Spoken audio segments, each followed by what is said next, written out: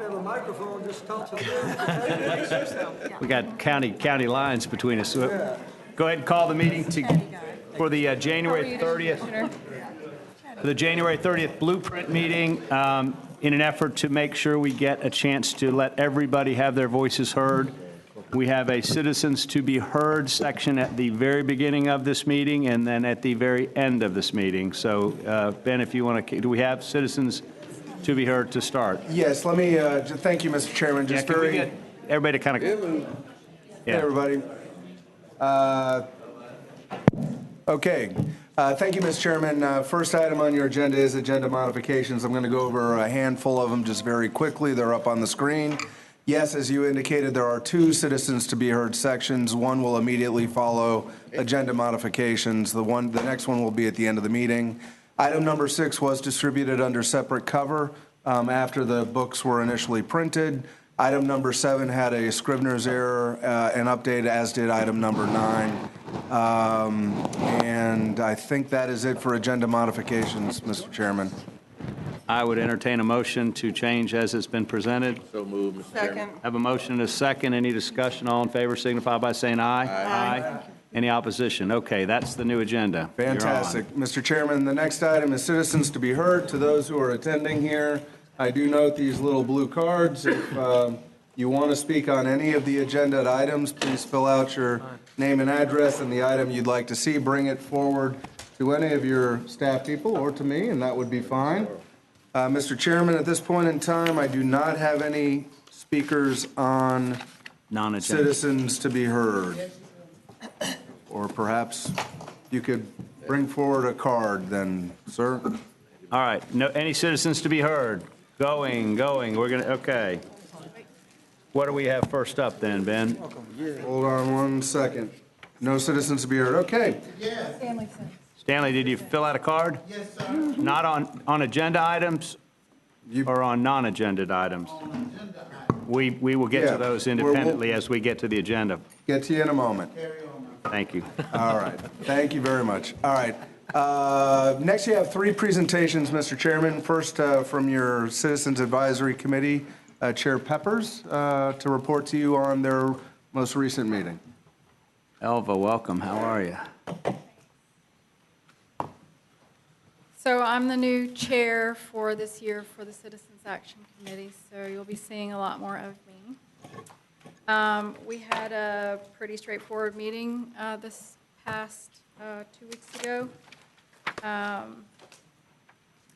A couple items that we discussed were the Citizens Action Committee retreat that we have coming up, and I just want to recognize that all of our members are volunteers, and we're all donating half a day to Sunshine Law and other wonderful things, the OEV updates and things like that, kind of diving a little bit more in depth. So I wanted to recognize our members as carving out a significant amount of their life to dedicate to this. And hopefully a lot of good will come from it.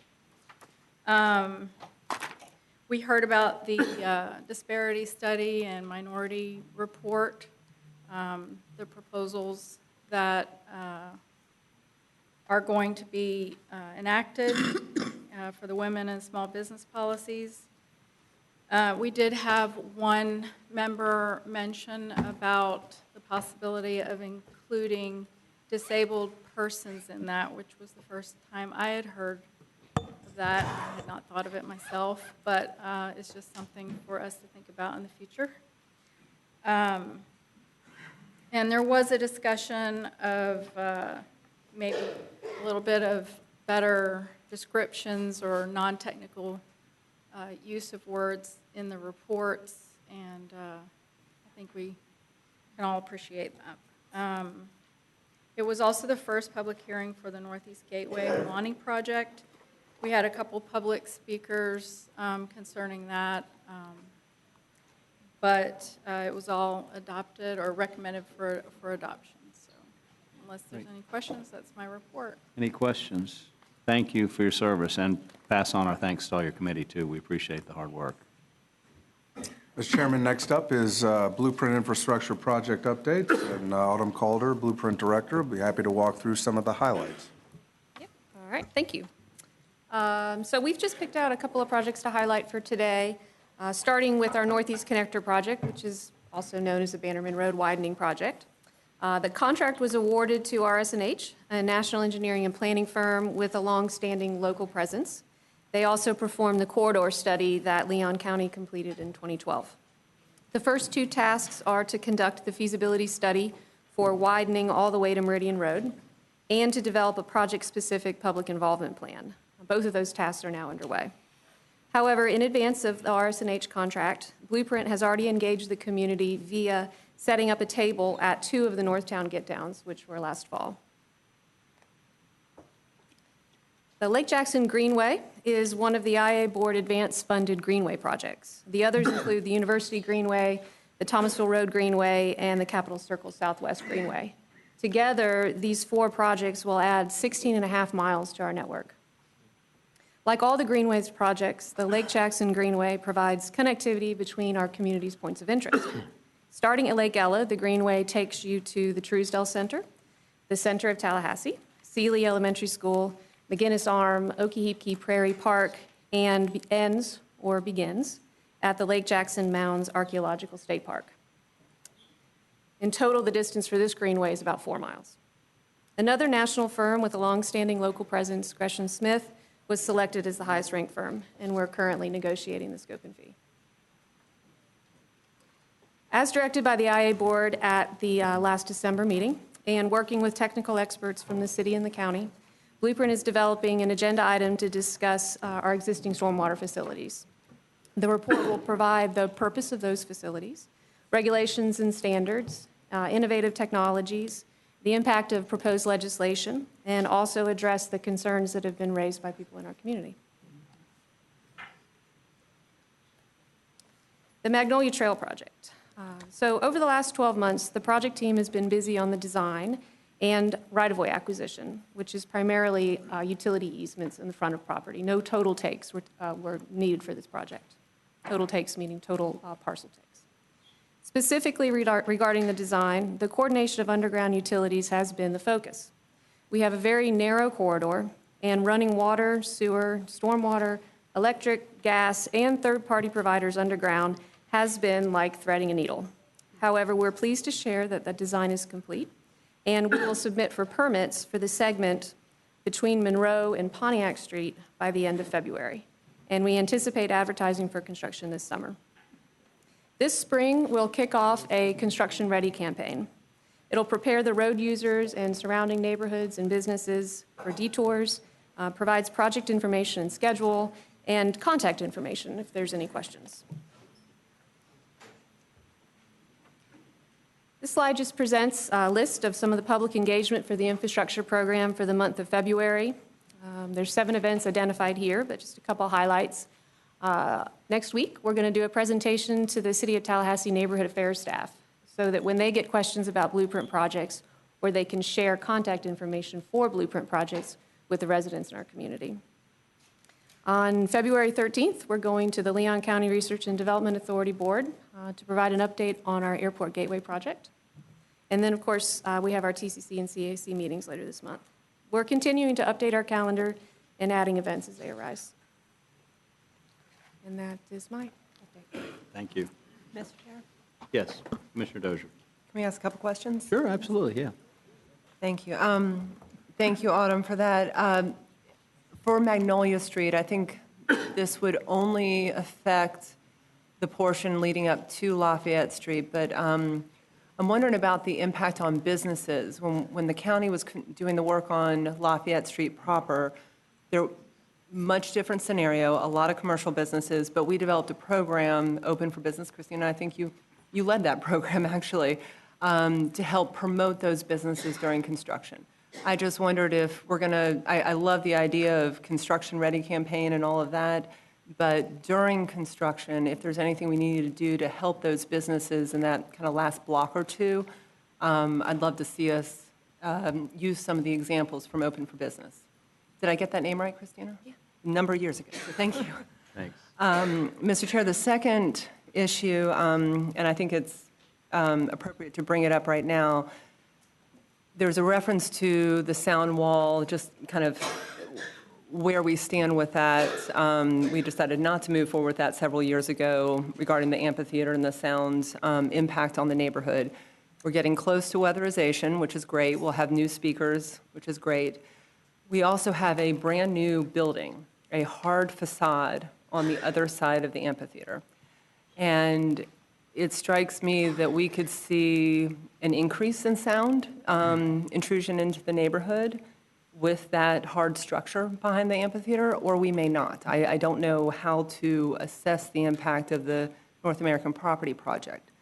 So I wondered if while we do this investment, and particularly the speakers, if we can do some sound studies and check how the levels are in the neighborhood, given the new construction and those new speakers, I think it's the right time to kind of check in on that. I still hear complaints every now and then about sound intrusion into the neighborhood, and this may be a way to get ahead of that. I don't know if we need a motion for that, but Autumn, is that possible to, and I don't know if this would be City Parks and Rec or if it'd be us, but to do some testing right now to give us an idea if the sound levels have increased? I think, well, I don't want to step, let me open this for a second. You're right, the last time this was brought up was back in 2018 and no action was taken. I do think that it would be appropriate to have a motion if you want to give the direction as a policy to conduct some additional sound study. That's not, it is related, but it's not necessarily specific to what we are doing with the weatherization of the facility. How about if the motion reads that bring something back so we can look at it? Because they may say, yeah, we can do that if it's going to be $300,000. Or the city might, and I really just don't have the answer as to what the entity would be. Mr. Chair. Mr. Chair, I actually was about to clarify my statement. I do not mean the robust sound study that we've done in the past and paying an engineer and the consultants. Sure. It was my impression that even perhaps city staff or others who work concerts have the ability to test the sound levels in the neighborhood, and that we had done that to make sure we were in compliance with the city ordinance, the noise ordinance. So I assume this was something that could be conducted through staff. But if you want to posture it, I'll make a motion to bring this back at our next meeting, just an approach to assess those sound levels. Yeah, feel of what Yeah. our choices are if there's an impact. Mr. Chair, if I may, I want to ask Commissioner Dozier a question. If we're concerned about the sound with the hard building, wouldn't it be better to wait until the hard building is there? Because anything you do now is going to be premature and may not be correct until you have that structure in place. And I would hope that before we got this far in the project, we knew that that would be some concern or some consideration that would need to happen at some point in time. But I just think that without the building being there, which is your concern, but once the building gets there completely, that there would be an issue. If we do it now, it's going to be different than when the building is there. Well, Mr. Chair, if I might, and Ben, you had something. We have half of the facade that will be behind the amphitheater already constructed, and they're moving rather quickly. I don't think we have concerts coming until March or April. So my intent in bringing it up today was that I think we are far enough along in the project that we can start testing this. There have been issues ongoing. We never addressed the sound issues that were in the neighborhood. We contemplated a wall, we contemplated other things. I think that it's timely this spring and in the fall, as construction continues, to start checking to see if the levels are changing as the buildings are constructed. And if I could speak again on point. Sure. I've had conversations with, at the Moon. Scott Carswell. Scott Carswell, and of course, you know, he's been dealing with any of those issues, but it's my understanding that he hasn't gotten any of those complaints in quite some time because they made some adjustments. I received a complaint in the fall, and someone who had communicated with Ashley Edwards in the city's Parks and Rec. So not to belabor the point, to your point, Mr. Chair, I'll make a motion for an item to come back at our next meeting to let us know how we can start testing the sound this year and as the North American property comes. Just to be aware of it, that's fair. Yeah. And to look at options should the sound intrusion in the neighborhood continue to go up. If we have, I think this is a way to get ahead of it. We have a motion, Thank you. second. Yeah, Autumn, you want to weigh in? Yeah, I just wanted to add something. We have purchased sound absorption panels, also in-ear monitors, and we have the funding for the speakers that will be installed once the amphitheater extension project is complete. And the speakers will direct it more down into the amphitheater itself versus how they are now. Also, our sound studies that were done a couple of years ago didn't show that any of the sound was being projected towards the neighborhood, and it didn't show it being reflected back against the structures behind the amphitheater. So we could take a look at some of the old studies that were done to see what kind of reflection of sound was being done. Yeah, no, it's a fair ask. Yeah. Again, I'm not a sound engineer. I just had the question. We've got a big wall behind the amphitheater now. Better now than later. So better now than later. Just point. trying to get ahead of it because this was something we heard a lot about in recent years, and people have just kind of thought we're not moving forward. So thank you. That's fair. Any other discussion? Okay. All in favor of the motion of having staff bring this back, signify by saying aye. Aye. Any opposition? Nay. Thanks, Commissioner Dozier. Yeah. Autumn, could I get this visual of where the Lake Jackson to Lake Ella is so that I can see? I mean, I think I know, but I'm sure you guys have a graphic that shows where the trails are. Thanks. Yes, sir. Okay, next is Christina? a very quick OEV update and a deep dive into retention and expansion projects, which is, I think, very timely for what's before you here today. Christina? Good afternoon, Commissioners. I just want to also note that hot off the press, just finalized, Mayor, 2 hours ago, is your fourth quarter dashboard and January data drivers. So these will be published in the paper this coming weekend and distributed electronically, You too. tweet this out, or do you put this on social media? We do, yes. So that'll happen tomorrow and Monday. So they're hot off the press for your viewing pleasure today. Thank you. So Commissioners, as you know, our vision is to elevate, promote, and support our vibrant and diverse economy. We do this through our strategic plan and in support of our 4 targeted industries.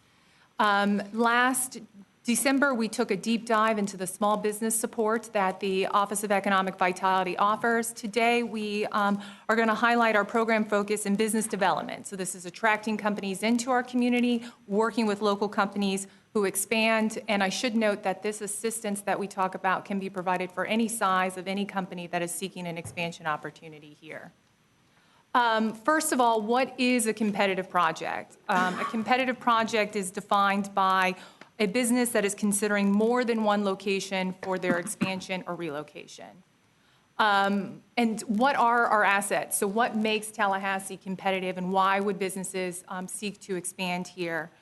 Our higher education opportunities, our centers of excellence, our quality of life. This slide just only scratches the surface of the many competitive assets that we have and the many partners that help propel our community forward. You know, economic development is a team sport, and we can't do it with all the support of our local partners and really knowing what our competitive assets are. So what is OEV's role, and how do we interact with these competitive projects? Well, we provide technical assistance that can be from customized research to MWSVE certification to site selection. We serve as an ombudsman, and we market and engage the community and businesses by promoting our assets and working with peer companies and provide ongoing support. Currently, in our project pipeline, we have 40 projects in the funnel. 11 of those are active. 12 out of the 40 are within our applied sciences and manufacturing. And one of those active projects is before you today regarding the allocation of funding to support a project expansion. Since this year to date, we've had 2 companies come into town to take a look at our competitive assets here. So how do we track our projects? We track our projects through two main ways. One of those is working with Research on Investment. They're the company that we have contracted with specifically to take a look at our companies that would be attracted to Tallahassee within magnetic technologies and manufacturing. And then we utilize Salesforce, which is a customer relations software, and it aligns with what the state uses in our workforce partners. So here for you on the bottom, this is a snapshot of kind of what a competitive project process looks like. I should note that each project is very different. It will result in different project development teams based on the company's needs and what they're looking for. Some companies may require incentives and some may not moving forward too. Each of these competitive projects goes before your competitive project cabinets for review prior to coming to you for a decision. And then hopefully at the end of the process, we are all standing together, cutting a ribbon as the company has chosen Tallahassee, Leon County as its expansion. So some of the state incentives that are available for these competitive projects. The most utilized one, especially here locally, is your qualified targeted industry. The state provides 80% of the funding and the local government matches it by 20%. I do want to note that this current program is set to sunset on June 30th, and the state is currently considering expanding that program. The state also has an urban high crime jobs tax credit, and then, of course, worker grants to help support training for companies. Our local incentives, these are funded moving forward now by the 12% of economic development portion of our sales tax.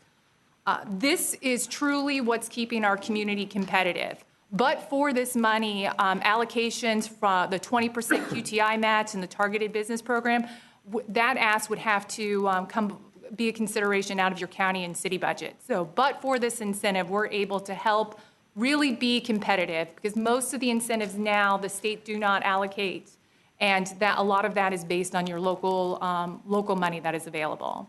So some of our local programs, our premier one is our targeted business program. This allows companies to receive a reimbursement on their ad valorem tax of up to 100% for 2 years, the 20% match for QTI, our local urban jobs program, and other key local resources is planning and design assistance through design work and workforce development partners. A lot of these competitive projects can move really quickly. They can move within under a 6-month timeline, and some of them take 3 years to work with. One of my colleagues in South Florida, he presented on a new recent headquarter location, and he and his team worked on it for 3.5 years. And so some of these just do take time as we work through that.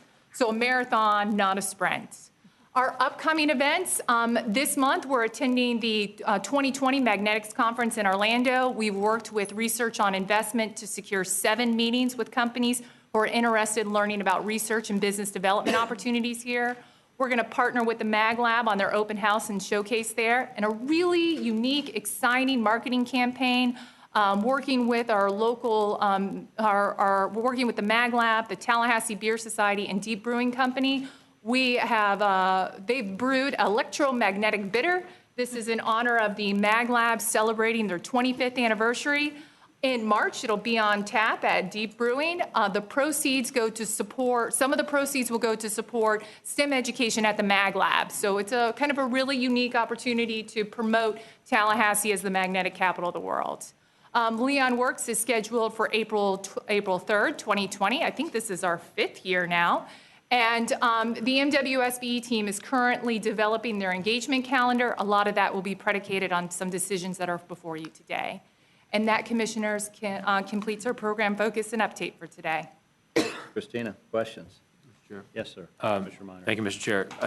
Christina, you mentioned about the sunsetting of the QTI without legislative intervention this session, right? Yes. What's the likelihood is pretty strong that they'll extend it? That is what we're hearing, and we're monitoring that legislation very closely, both with Enterprise Florida and Florida Economic Development Council, and both the city and county legislative team have been made aware of that too. It's a very competitive program for us in the state, and we hope to see that continue. Great, thanks. Mr. Chair? Yes, sir. Commissioner Dozier. Yes, ma'am. I'm sorry. I lose my Okay. mind. You want to call me Deloge, too? Yeah. I'm struck by something, and I want to share it real quick. I had a conversation with our esteemed Democrat reporter, Carl Edders. I think he's in the back room. Sorry for calling you out, Carl.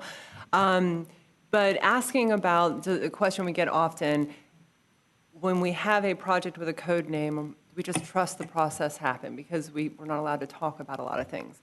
My response was, I didn't see consistency in how we approach these projects much in the past, but I thought we were getting there. And as we get more projects, I think you will see that consistency and the trust can be really built and shown. And this chart that you've got, Christina, is the first time ever I've seen a description of how a project like this moves through our process. Really want to compliment you on that, and that's exactly what I was hoping we would be able to document with Project Juggernaut and any others moving forward, because I think that is how we keep these projects both under the cone, in line with the rules, where we don't share the name and all the details, and yet still as transparent as possible. So, nice work. Thank you. Anyone else? Great. Ben? Okay. Mr. Chairman, Commissioners, next is your consent. You have 5 items on consent. I have a motion. Second. I have a motion and a second.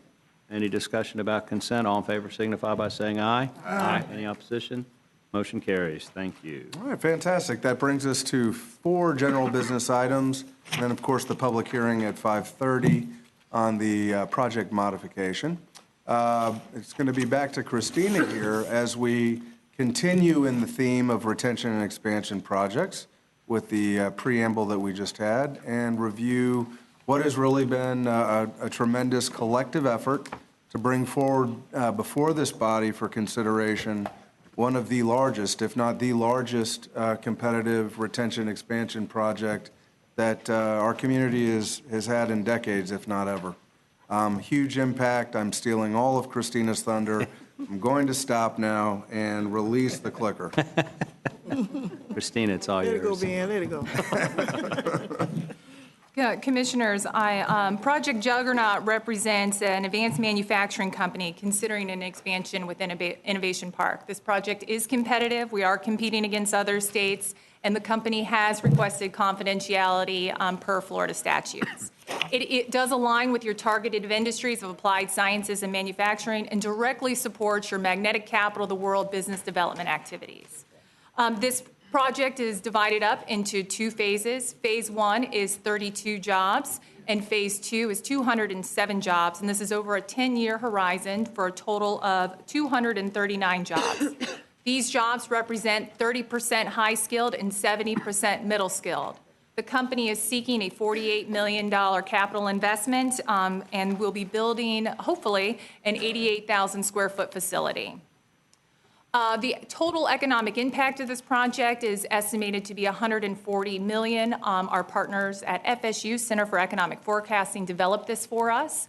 The company practices good corporate citizenship by donating to local nonprofits and Leon County schools. We were very thankful for partner participation and support for this project. We pulled together a project development team comprised of the Leon County Research and Development Authority, City of Tallahassee, as well as FSU. And we thank them for their support over the last couple of months to work on this project. LCRDA is providing a no-cost land lease for just under 17 acres. This land is appraised at $805,000. FSU has also agreed to convey land in support of pedestrian and safety and parking access should the company need that. So the eligible incentives for funding allocation for Project Juggernaut, this represents the targeted business program. They qualify for 100% over 10 years. We're estimating this is at $1.46 million. The 20 qualified targeted industry, so your QTI program, this is for Phase 1, so the 32 jobs. That amounts to $38,400, which leverages $600,000 from the state, and that's a total of $192,000. They also could qualify for the urban job tax credit as well as training grants through CareerSource. And then, of course, the value of land that LCRDA has proposed for the 50-year land lease at no cost. In turn, LCRDA has been a great partner and supported many projects that have expanded in this area in the past. The LCRDA board has requested to the Blueprint Intergovernmental Agency directors $805,000 to support the execution of their strategic plan as well as the economic development strategic plan of Tallahassee-Leon County.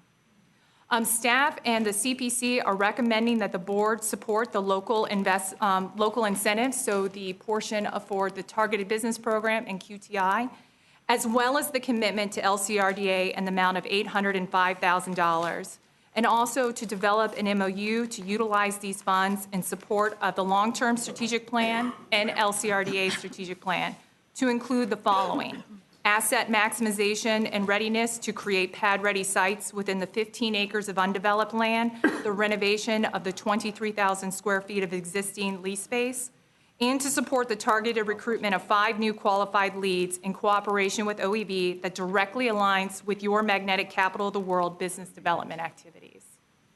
That amounts to a $2.3 million local OEV commitment from your 12% economic development funds over the next 10 years.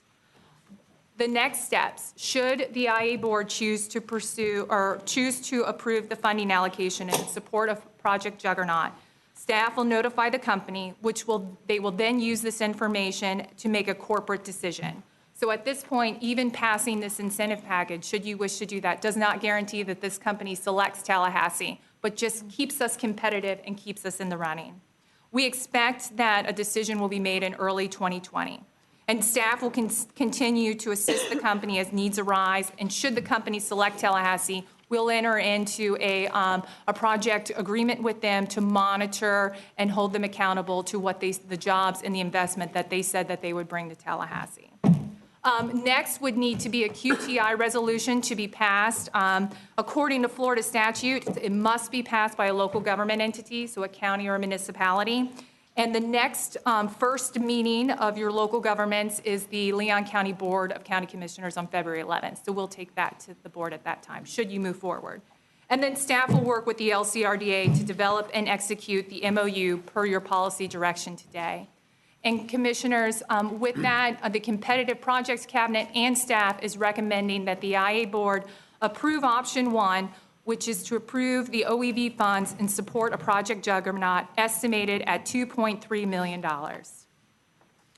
Thank you, Christina. Just as a note, I think this was exactly the kind of thing we had hoped for when we put the sales tax economic development in place. Amen. Second. I got a motion and a second. The mayor's asked to be recognized. I'm sorry, do we have speakers? Yes, Mr. Chairman. You want to get yours on the record before? We can take speakers. Take speakers. We do have 3 speakers on this item thus far. Again, if anyone else would like to speak, please fill out a speaker card and bring that forward. First speaker is Stanley Sims. Name and address for the record, Mr. Sims. I used to live at 1600 Pennsylvania Avenue. I'm trying to get back there because it's all messed up right now. I'm at 32. I'm at 1320 Avondale Way, Buck Lake Road. I've got to really be on my best behavior today. Miss Kim Moore is here, and one of my great partners. And so I've got to really make sure, oh, there she is, Miss Brenda Williams. So I'm going to be talking very professional, so I hope you all can adjust to this. We are very much in favor of this and partnering with OEV. I'd like to give a very big, loud shout out to Ben and Christina, even her husband, who has called Tyrone. Today he's walking in some very shiny shoes, just like mine. If your shoes are scuffed or duff, please call Tyrone. These are one of the things that have come in effect by OEV, and we're ready to do more than that. We're asking for this company to come, and I was hoping that they would show up, because usually when people get this kind of money, they have on some real nice suits. I've canvassed the area, and I have not been able to locate any of their representatives. So if you are here incognito, raise your hand up so I can get a card from you. Because we want to pair with them to ensure that they do meet these quotas, that we will have more of not just Tyrone shining shoes, but we know a guy named Jim who does air conditioning and repair work. And then with the further of the partnership that we have with TCC Workforce Development, we're looking to, if they're not certified, is to get certified while they are working. We're also asking to partner with this company while you are building their buildings. I'm not going to call any name, but don't go to those little temporary agencies where they make $9 an hour daily, walk across Brevard Street, cash it, and go up under the tree. We want to offer them better. And we have a living example that's not far from you. His name is Tyrone. Y'all go check out Tyrone. Tyrone is not just, didn't get there by me. He got there by OEV. He got there by leadership in this community that work together collaboratively. And I really appreciate that. Ms. Langley, we've been on this journey for about 3.5 years since I saw you on the sidewalk talking about fair wages. And I'm glad to see before you leave, we're on the start of this road. But I'm praying that this road will get wider and get better. I'm looking one day to get a compliment from Commissioner Dozier. Y'all be blessed. Thank you, Mr. Sims. I want you to know now I had 3 seconds left. Mr. Chairman, next speaker is Ron Miller, followed by Kim Moore. Kim, you next? Kim or Ron? You go. Okay. Thank you very much. Welcome, Kim. Kim Moore, 444 Appleyard Drive. Thank you for the opportunity to allow me to come before the BIA board today. I again am Kim Moore, and I am here wearing the hat of chair of the LCRDA Innovation Park Board.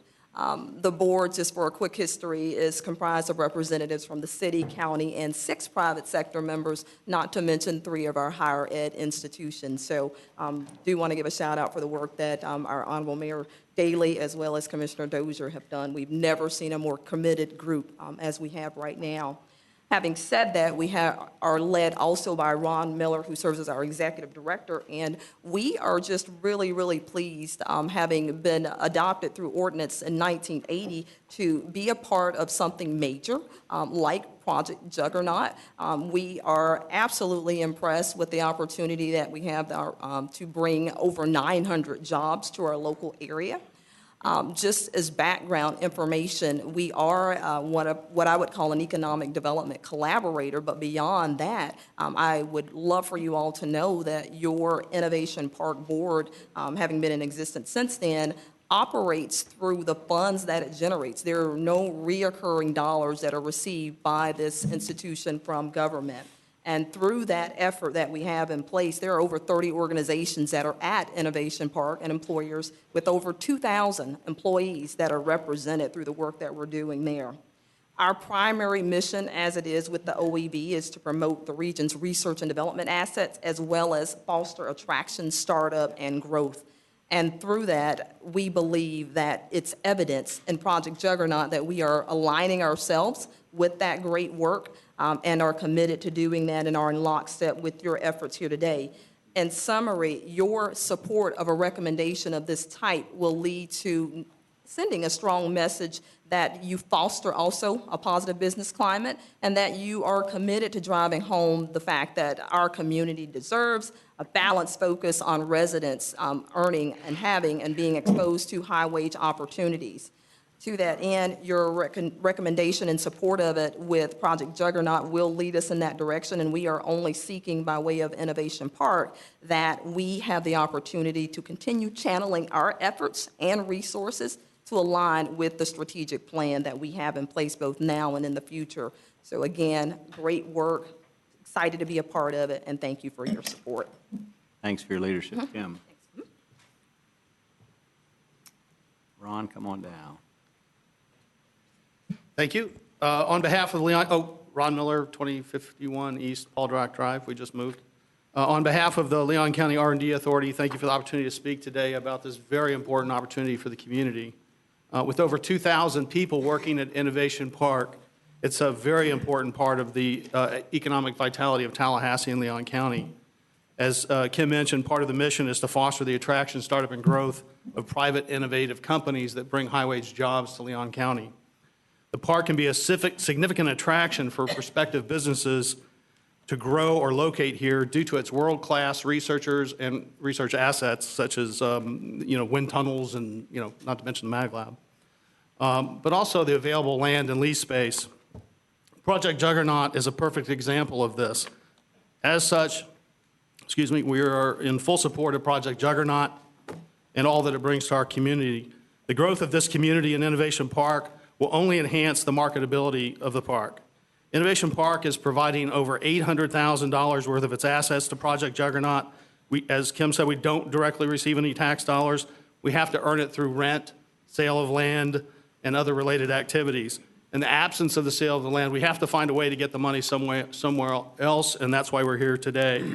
So in order to provide more attraction in the future, Innovation Park needs to continue to improve its economic competitiveness to support OEV's ability to recruit companies, to locate and grow. Our strategic plan is focused on this. However, the recommended action in the agenda item lists only a couple of examples from our current strategic plan. These are all good examples of some actions that could be taken by the Innovation Park Board, but not all of them. At the time the funds can be expended, circumstances may change, and upon full vetting of the plans, Innovation Park Board may determine that these plans are not the best use of the funds that create the most economic competitiveness. The Innovation Park Board would like to have the latitude to pivot its priorities that are consistent with its mission. Innovation Park and OEV continue to work in close collaboration. We participate in the Magnetics Task Force. We work together to vet and respond to opportunities regardless of its source. And we're about to receive support to provide specialized entrepreneurial training, just to name a few examples. We see OEV as the business development arm of the community, including for Innovation Park. And we want to do everything we can to support them for the common good of the community. In closing, let me say again, Innovation Park fully supports Project Juggernaut. In addition to all of the economic benefits we have presented to you, or which have been presented to you, this project is a prime example of the kind of company that can benefit from locating Innovation Park. This example can and should be leveraged to attract other companies in the future. Working with OEV and with adequate financial resources under the control of the Innovation Park Board, we believe we can and will create future economic vitality for our community. Thank you. Thank you. Next speaker, two more speaker cards, Michael Rosenthal, followed by Dave Ramsey.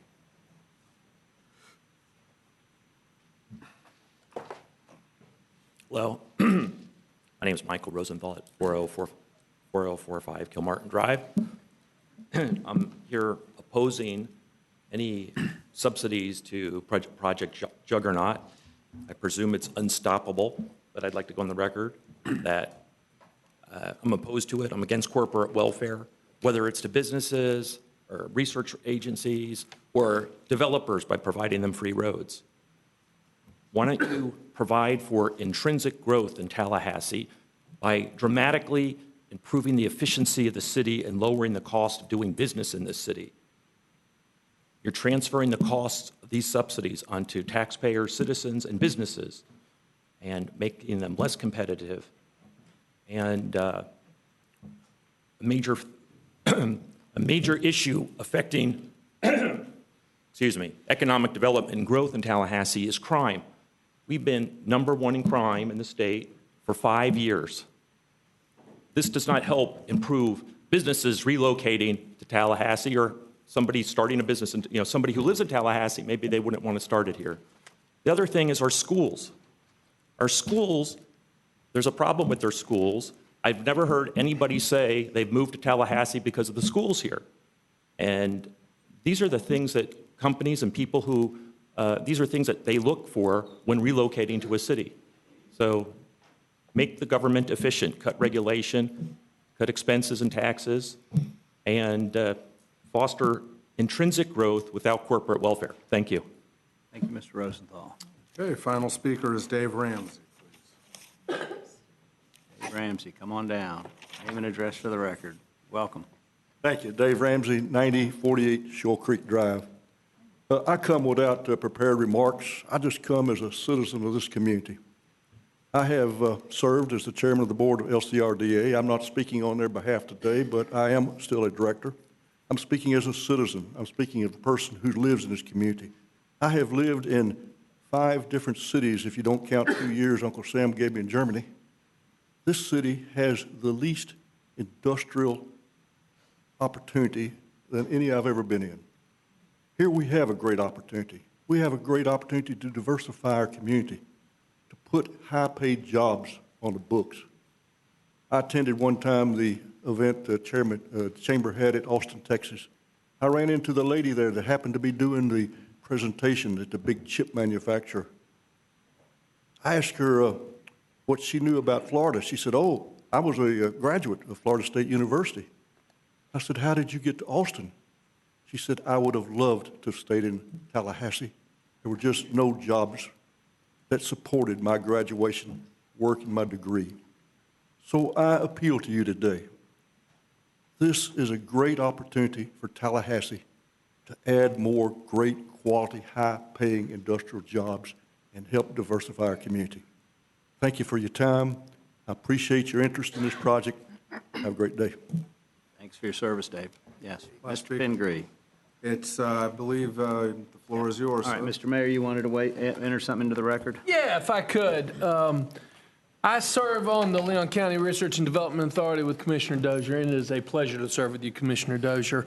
This is the first time an item has come from the Leon County Research and Development Authority before the joint board. So it raised in my mind the question of dual office holding and whether there is a conflict of interest. So I proactively went to the city attorney, who is here with us as well today. I want to enter into the record her legal opinion that states that there is no conflict of interest for myself, I'm assuming also for Commissioner Dozier to serve, because the LCRDA is a special district as created by Leon County but authorized by state statute as opined by the Attorney General, supported by case law and upheld by the Supreme Court in 1994. I want to enter that into the record so that there is no question whatsoever about our participation or my enthusiastic support for this project. This is something that, hey folks, this is the game changer. This is what we talk about. We talk about creating jobs and bringing incredible manufacturing to this community. This is where it starts. I disagree with one of the statements the previous speaker made, because the money that is being used for this was approved by referendum. This is our 12% set aside. This is money set aside specifically for economic development. That was approved by the citizens of Leon County. We have got an incredible opportunity, and I say that we go head first into the 21st century, moving this community forward, and it starts with this vote. I strongly support it. Commissioner Maddox made the motion, which I'll be more than happy to second if we need to go through that again, or we've got several. But I also want to give a quick shout out in closing to our chair. Kim, you've done a tremendous job. Ron, thank you very much. OEV for being at the table every step of the way.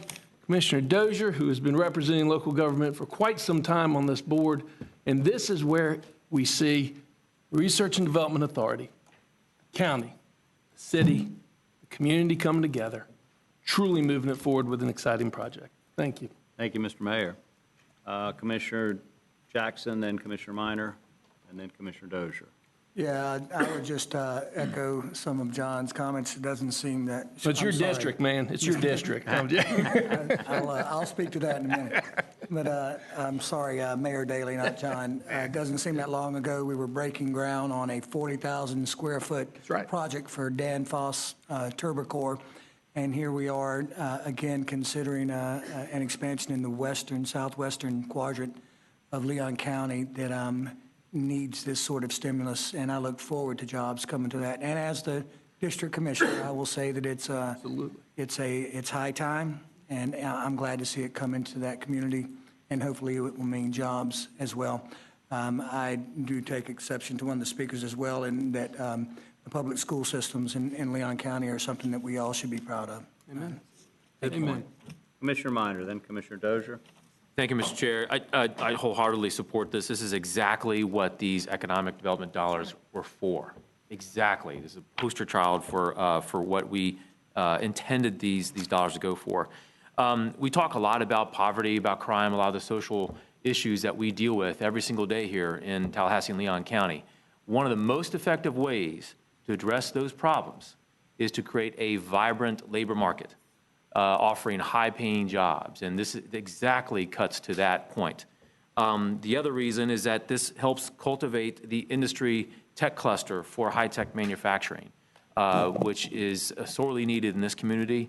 And the long-term effects of this go beyond the 239 jobs, go beyond the 900 jobs, because it helps us establish that type of high-tech cluster that will pay off in spades over the coming years. So can't support this strong enough, wholeheartedly support it, and I think we're probably going to have a unanimous vote. Thank you. Commissioner Dozier. Thank you, Mr. Chair. I love hearing the comments. I will echo what the mayor said. Fantastic work, Christina, your team, Ron, Chair Moore, and our past chair, Dave Ramsey. Dave and I have served on the board longer than any other members. We're going into our 10th year at this point, and to see the transformation of the Research and Development Authority, Innovation Park, to clean up old issues, get the budget in the right place, but also, and I hope you all go and visit, the North Florida Innovation Labs that has recently opened, our first wet lab incubator in our community. Hopefully we'll get some good news from the feds sometime soon and be able to bump that up even more. The type of investment that OEV would be making into the park will help, as Christina rightly said, the goals that are in alignment between OEV and Innovation Park. And that is years of work through our strategic plan at LCRDA and at OEV. And also, just to reference back a comment I made earlier, the process, how to work one of these projects. There have been times in the past where things got messy and confusing, and this was not one of those times. It was really, I mean, there might have been some points to discuss and debate or things like that, but it was pretty straightforward, and I really compliment all of you. I think it is a good signal to companies who want to relocate here that we can get this done efficiently, above board, and in a way that will benefit our whole community. Last comment, Mr. Chair, and Commissioner Jackson, I truly do love that this is in your district. I've enjoyed getting to know the district better through Innovation Park and a lot of others. Bringing the jobs out there has been an incredible goal of the park, the airport, of a lot of different institutions out there. But another comment that was made a few minutes ago, that we should invest in crime versus jobs, the two are linked. 70% of these jobs are excellent paying jobs, but don't require a four-year degree. It's exactly what we want to focus on. They also, all of the companies at Innovation Park are engaged with the research that's happening, with students, with internship, apprenticeship opportunities, and I hope that any future companies would be doing the same.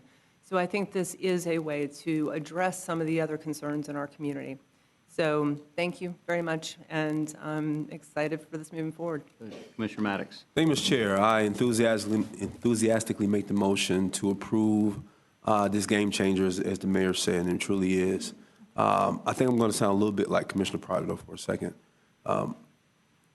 When Danfoss Turbo Corps first received their money to expand, you know, one thought that came into my head was the Alice population, the folks who live in South City as well as Frenchtown. And the idea behind that, as Commissioner Dozier said, these are excellent paying jobs that don't require a four-year degree. I think there's a way, and maybe it's not this board's job, and maybe it is, but I think there's a way that maybe we could get with CareerSource to see if we can't get the required training for those who are in the Alice population, target them, those who do live in South City or Frenchtown that want one of those high-paying jobs that, quite frankly, living right here in Tallahassee would be a good thing for them to have. I'm all about upward growth of those who are most in need in our community. I know the companies that have received money thus far are committed to our community, but they can't hire what's not trained.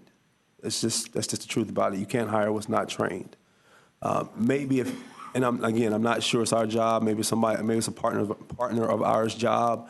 But we need to do all we can as a community to make sure those who are the most in need of these high-paying jobs that don't necessarily need a four-year degree are competitive in getting those jobs that we're committing public dollars to. So I hope that we're able to look at it from that perspective and understand the bigger part of the game changer it can be for our community.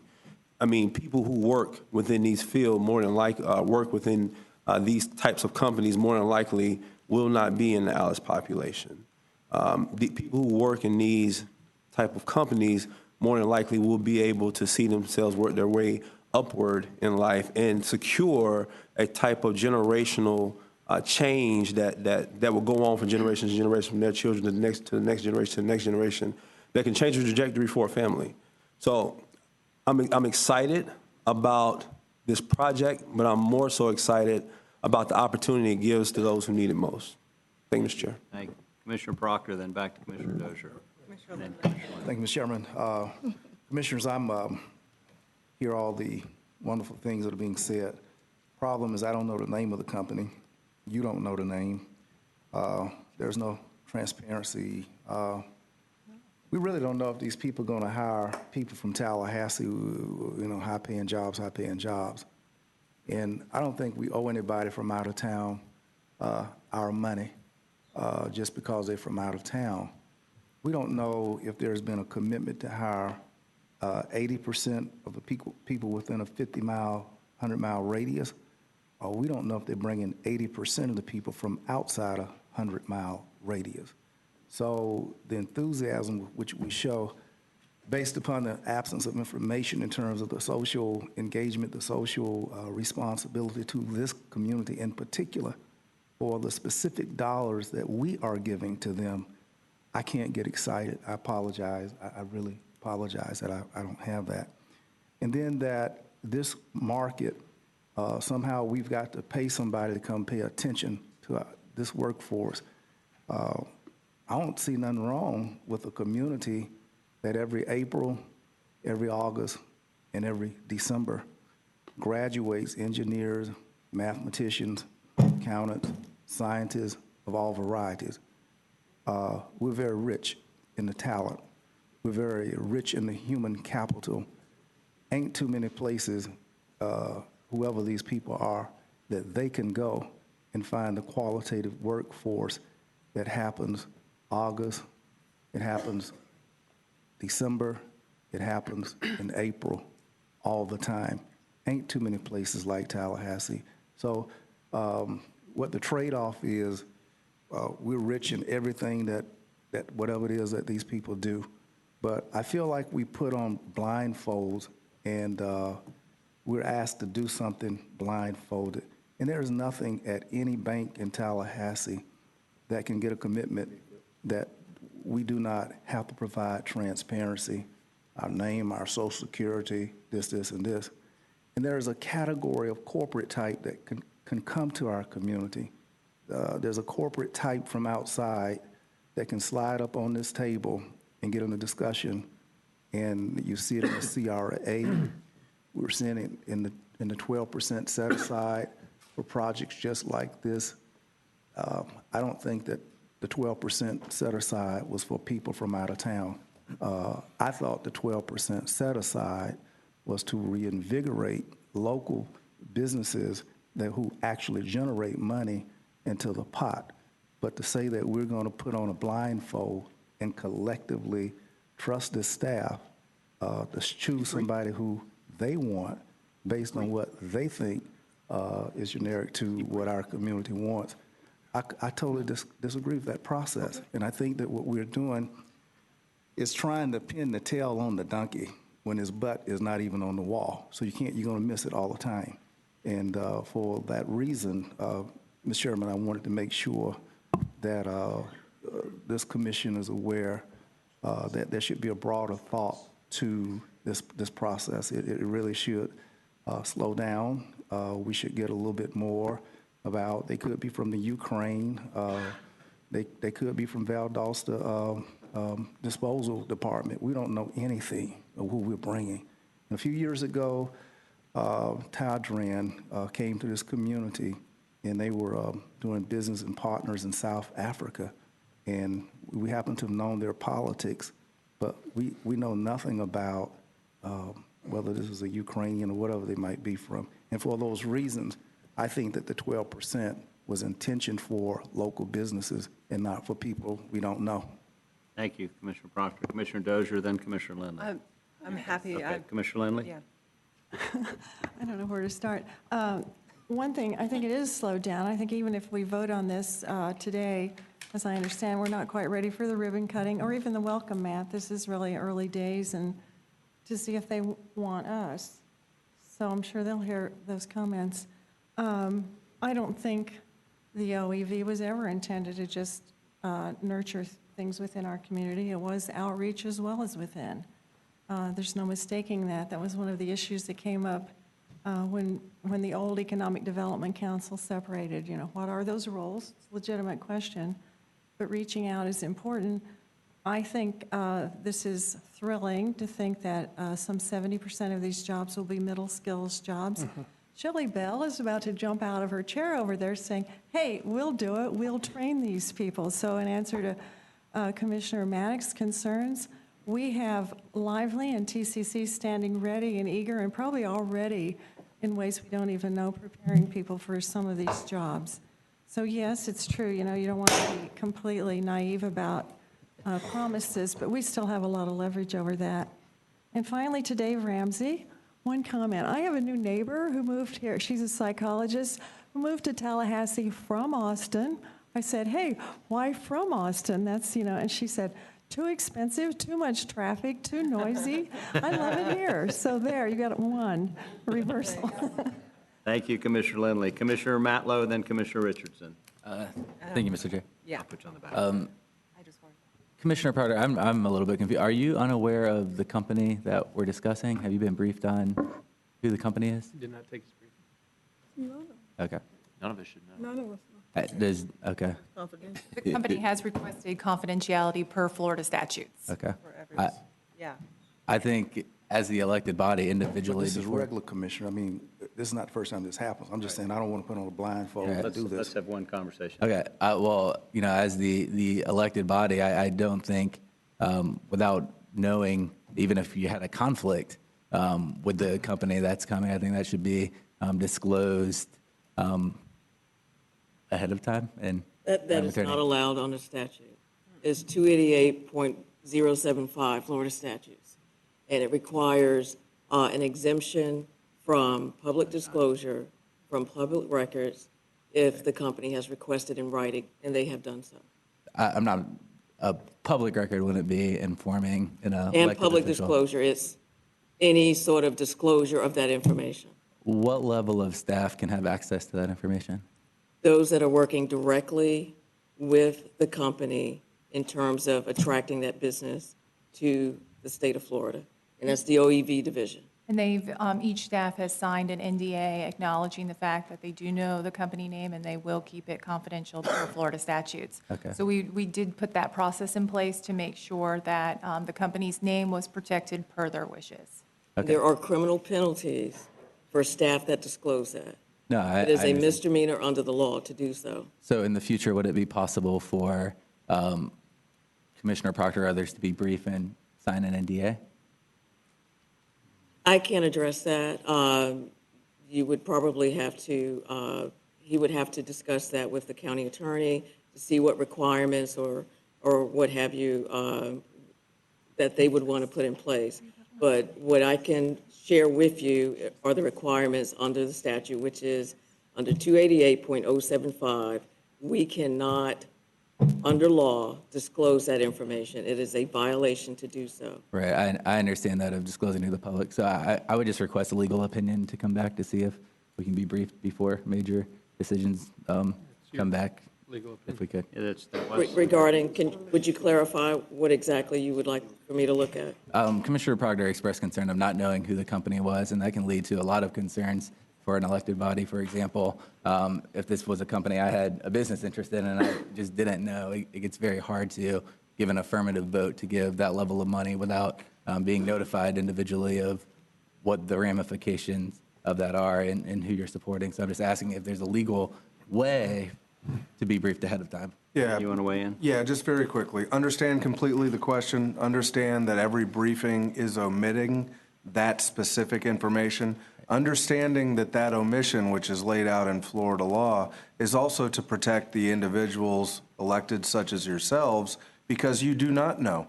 You are literally looking at the facts of the proposal before you. You have been briefed appropriately. It is exempt for a period of time, by the way. I want to be very clear to everyone in the audience and to everyone here state law allows for an exemption, that is time limited with the project. But by our adhering, which we have done in every of the briefings that we have had, by our adherence, our strict adherence, to always naming Project Juggernaut and not divulging any protected information, it also protects the electeds, who have to make the decision then just based upon the facts, the terms of the incentives, et cetera. Yeah, you have another question? Yeah, just a quick question. How did we come up with the name Juggernaut? We could pick alphabetical. Christina had some fun. All right, I've got Commissioner Richardson, then back to Commissioner Dozier. Thank you, Mr. Chairman. I think that this is a process that is not unprecedented. Correct. This is a process that has been used before in this community, in other communities across the state of Florida. And for us, it's just like the presidential search at the universities, where they now are contemplating keeping those persons' names out of the public record because they don't want to be exposed and have their jobs threatened if they don't get the appointment. Mm-hmm. So they're even looking at it from that perspective. And so if we were to begin to release the name of the companies here locally, that puts us at a competitive disadvantage because these companies are going to not think that what we promised them in terms of anonymity can be withheld. And information has a way of being. I enthusiastically support this project. This is exactly what we envisioned as a sales tax committee when we discussed the 12% set aside, not only infusing local businesses with capital investment and growing those businesses and creating jobs, but also recruiting businesses to this community as we are right now, as we have, and growing businesses that already exist. You know, I just finished my professional career at Lively Technical College. This would be an excellent opportunity for the Alice population, Commissioner Maddox, or any others that are interested in getting the kind of training that exists at Tallahassee Community College and Lively Technical College in the technical and career fields. That if anyone was at the chamber forum this morning, you heard the individual say that he could take 3 master's level students with degrees in economics, each making $50,000 a year, and take 1 electrician and pay each of their salaries with the salary that that electrician can make in this community, and giving them the opportunity to become entrepreneurs if they so choose. Many of the students that I can tell you from personal experience with Lively, I'm sure Tallahassee Community College as well, many of the local providers in this community in terms of the career areas, electricians, plumbers, HVAC technicians that own those businesses, they'll tell you they got their training at Lively or Tallahassee Community College and became business owners, and they are now hiring individuals to work for them. This is an excellent opportunity for this community. It's what we envisioned when we were considering extending the sales tax. I served as vice chair of that committee with Steve Evans as our chairman. This is exactly what we envisioned, and the process that we envisioned being used, bringing this kind of opportunity to our community. I wholeheartedly support it and will be voting for it here this afternoon. Thank you, Mr. Chairman. Thank you, Commissioner. Commissioner Dozier, then the mayor. Thank you, Mr. Chair. Interesting conversation, and I think it's good to air these questions out because this is somewhat unique and hopefully won't be unique in the future. So if we didn't want to follow the statutory requirements, therefore never have a company that we would follow them if we attracted companies, we're going to limit our opportunities for recruitment. And as several of you have said, Commissioner Richardson, you just did, 12% on the sales tax committee to our strategic plan to many discussions at this board have talked about recruitment. We could have stopped this train at any point. We haven't. We want to recruit companies to this town. Commissioner Maddox referenced the Danfoss Turbocore example in the past. I think the type of jobs we see in manufacturing, that's the kind of thing, that's why they've stepped up on the MAG task force and everything. They want other companies to come in. We need other manufacturers. We need to develop a cluster here to support and keep those businesses in town. So continuing our recruitment efforts actually preserves the jobs we have, and I think lends more jobs for the future.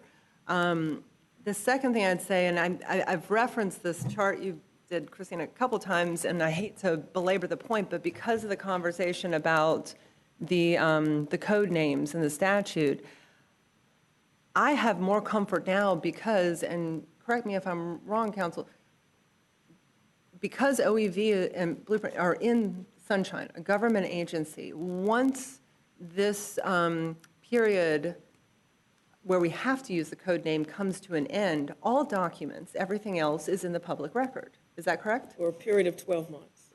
They will be in the... Right, or until DEO gives final approval, and then it's, I believe it's 180 days after that. But we will retain them for perpetuity in our public records. That information then Yes. would be available. So this record of trust that I referenced earlier, as we go through this recruitment process and we have more wins in the pipeline, I think people are going to be able to look back, and once the statute list and we can talk about everything, see, yes, all the numbers that were listed under Project Juggernaut, this was a really good thing.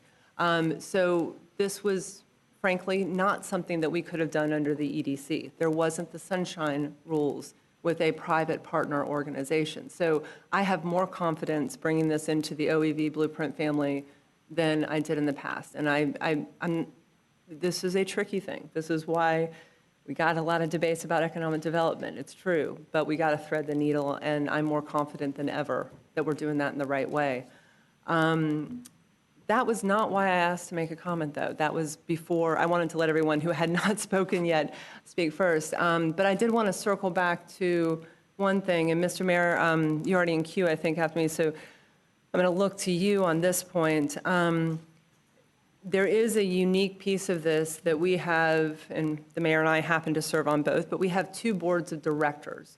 And staff under both those organizations have to respond to their boards of directors. So Innovation Park Board will meet tomorrow. We had a meeting set up by our chair to address any issues or changes the Blueprint Board might make to make sure this project move forward. If Blueprint were to approve it, we wanted to keep it moving forward. But it is an independent authority, even if we have public appointees. So some of the discussion between staff has been transparency reporting. The strategic plans of both organizations are the same, but in Ron's comment, I picked up on a comment about the OEV or the Innovation Park Board having some flexibility. In my conversations in briefing and with the county administrator, I fully understand why OEV wants to, and as an OEV member, dot the i's and cross the t's on this. But I'm looking to Ben, you or Christina, to ask the MOU that is articulated in the option. That will be something that OEV works out with LCRDA, and the details of that MOU could go back to both boards or could go to the Innovation Park Board to flesh out those specifics. If, for example, as Ron said, circumstances changed and Innovation Park had an opportunity that really aligned with OEV's mission and needed to apply funds in that direction. Again, working in partnership, I just wanted to know how stringent the option that we're going to approve today is versus a negotiated MOU in the coming weeks. Right. So, Mr. Chairman, if it's proper, I'll just speak to this side. I won't get into how Ron or the LCRDA board would work on that side of the ledger. But the option that is on the floor calls for really my position, the director of place, to work in accordance with exactly what's on page 9 of the agenda item and those 3 bullets as the key goals, to come up with an MOU commensurate with the company actually selecting our community and get that on the books. Now, that MOU will go over a course of some time, and of course, if something were to come back, and by the way, when I say it's being entrusted to me, I will, as I do all things, work through my chain of command. But the reason for that is to be expeditious in getting an MOU. If you're asking what I will be looking toward, it would be to follow the policy direction of this board, clearly. And as it's laid out in this document, I'm very comfortable in that. I've worked well with Ron in the past. I have all the confidence in the world that I'd be able to do that moving forward in accordance with what's here or whatever else you may want to give me in terms of direction. Should something evolve or emerge 12, 18 months from now, like with any other project, we would bring that back. Or that would be my recommendation to the IMC in the future. And I'm sure that would be Christina's as well. Okay. My thought on this, and I'm going to look forward to hearing Mayor's comment on this, in the spirit of partnership and recognizing that we have a separate independent agency with an independent board that needs to meet tomorrow, this is a piece of this puzzle that can be worked out between OEV and LCRDA. It does not have bearing on whether or not Project Juggernaut it moves forward into their corporate competition for the location. So any specifics, and I'm just going to pick out, target recruitment of 5 new qualified leads, that would be fantastic. Do we need a specific number in here today? And I don't know how the Innovation Park Board would react to this tomorrow, but I don't want anything to get hung up. So I'm just looking for some clarification on that to make this a negotiating stance, again, for OEV and LCRDA to both feel comfortable with this MOU and understanding the desire of our staff, the cabinet, others to really have some of those specifics in place.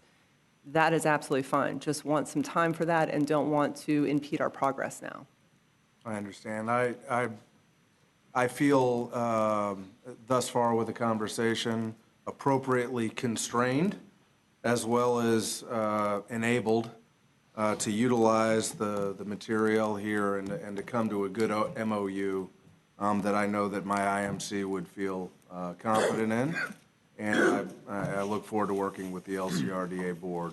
If we're talking about which of the 15 acres we could assist in developing, or what proportion would go towards some of the recruitment efforts, I mean, that's all just good conversation. And 5, 4, 3, the goal is to strengthen a key partner where in my mind, simply, where the alignment of your UDIA, your approved economic development strategic plan, and the LCRDA's approved strategic plan overlay in accordance with option number 1 here, or however you may modify. And let me be clear. The general items that are in here, pad-ready sites, the renovation of the North Florida Incubator, or Innovation Labs, which is the existing space, new qualified leads, all of that aligns with both strategic plans. We've discussed pad-ready support, I think in the past through a Florida Jobs Grant Growth Fund. Yeah. OEV put in a grant in part to help deal with some land issues at Innovation Park. So all of these things are joint goals. I do not think we're going to get hung up on the ultimate decision here. I just don't want the board tomorrow to, be concerned with specifics that could be worked out later and impede any of the progress. That's all. Mr. Mayor, did I frame that right from the Innovation Park Board side, since you were at the table as well? And I should say, never have we had a stronger support from the city, so thank you, sir, for stepping up. All right, thank you, Commissioner Dozier. I've got Commissioner Matlow, then Commissioner Proctor. Yeah, thank you, Mr. Chair. I just wanted to clarify my comments. As I said in my briefing, I think you've done an exceptional job on this project and moving it along. My concerns were, along with looking at the law and seeing if more information can be provided to ease some concerns that we've heard today. Thank you. Commissioner Proctor. Thank you, Mr. Chairman. I was not at those meetings that gives authority to the convictions of Commissioner Dozier and the mayor. I was not there, so a lot of what she said went all above my head. I do know that, and I want Chairman Kim Moore to know that I support business in this community. And I think that over almost a quarter century that I've been at this table, nobody in the history of this community has voted more public dollars in support of and taken more votes for businesses than Bill Proctor. I'm sure of that. So I'm not anti-business. If somebody wanted to, go out with my daughter from out of town, I sure want to know his name, especially if I got to pay for the date. And what we're doing here, we got to pay for the date, don't know the name. We don't know their commitment level to jobs, whether it's going to be 70%, whether it's going to be 80% of people in local reach of capacity. We just don't have information. And if we're that easy to get over on, just invoke what council says is state statute, I believe it's 288, and you come to Florida and they blindfold and just will give you what you want, something's wrong with that. I need to know and want to know how much of this 12% is we going to give to folk from out of town? Have we put any thought to, is we going to give all the money to other people?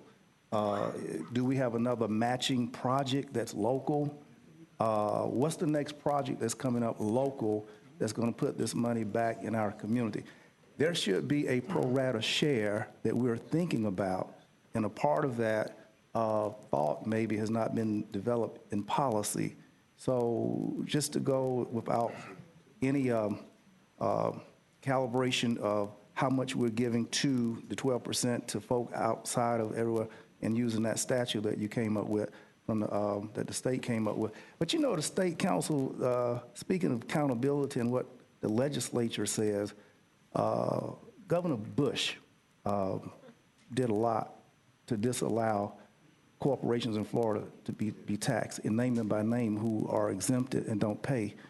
In the state of Florida, this legislature, even when you do your time for a crime, don't even want you to vote. And it's trying to go back on what Amendment 4 is about.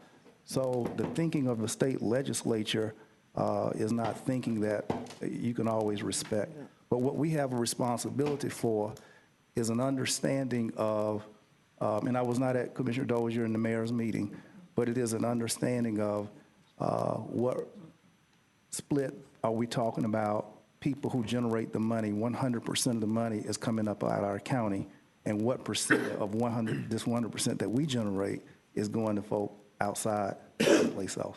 I think those are reasonable thoughts.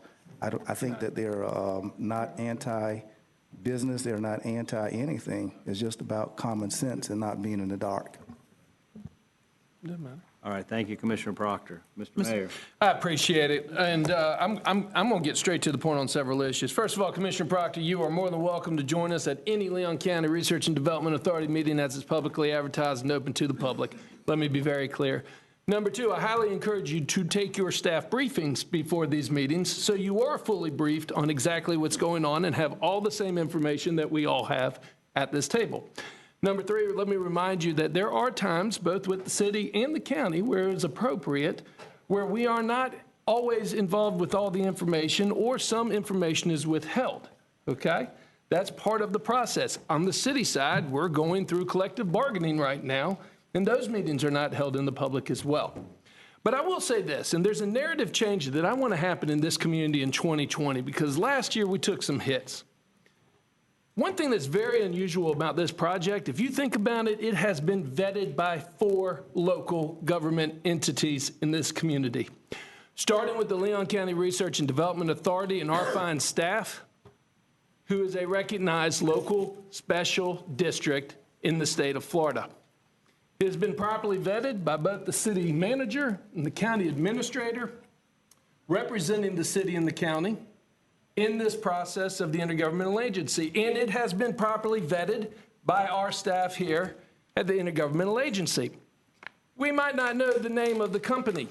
We might not know all the specifics of the deal, but I hope that everybody would agree with me that we hire solid professionals to represent us in council management forms of government that we can trust have the best interests of this community at heart. That's why we hire county administrators, which I was very proud as a member of the county commission to do.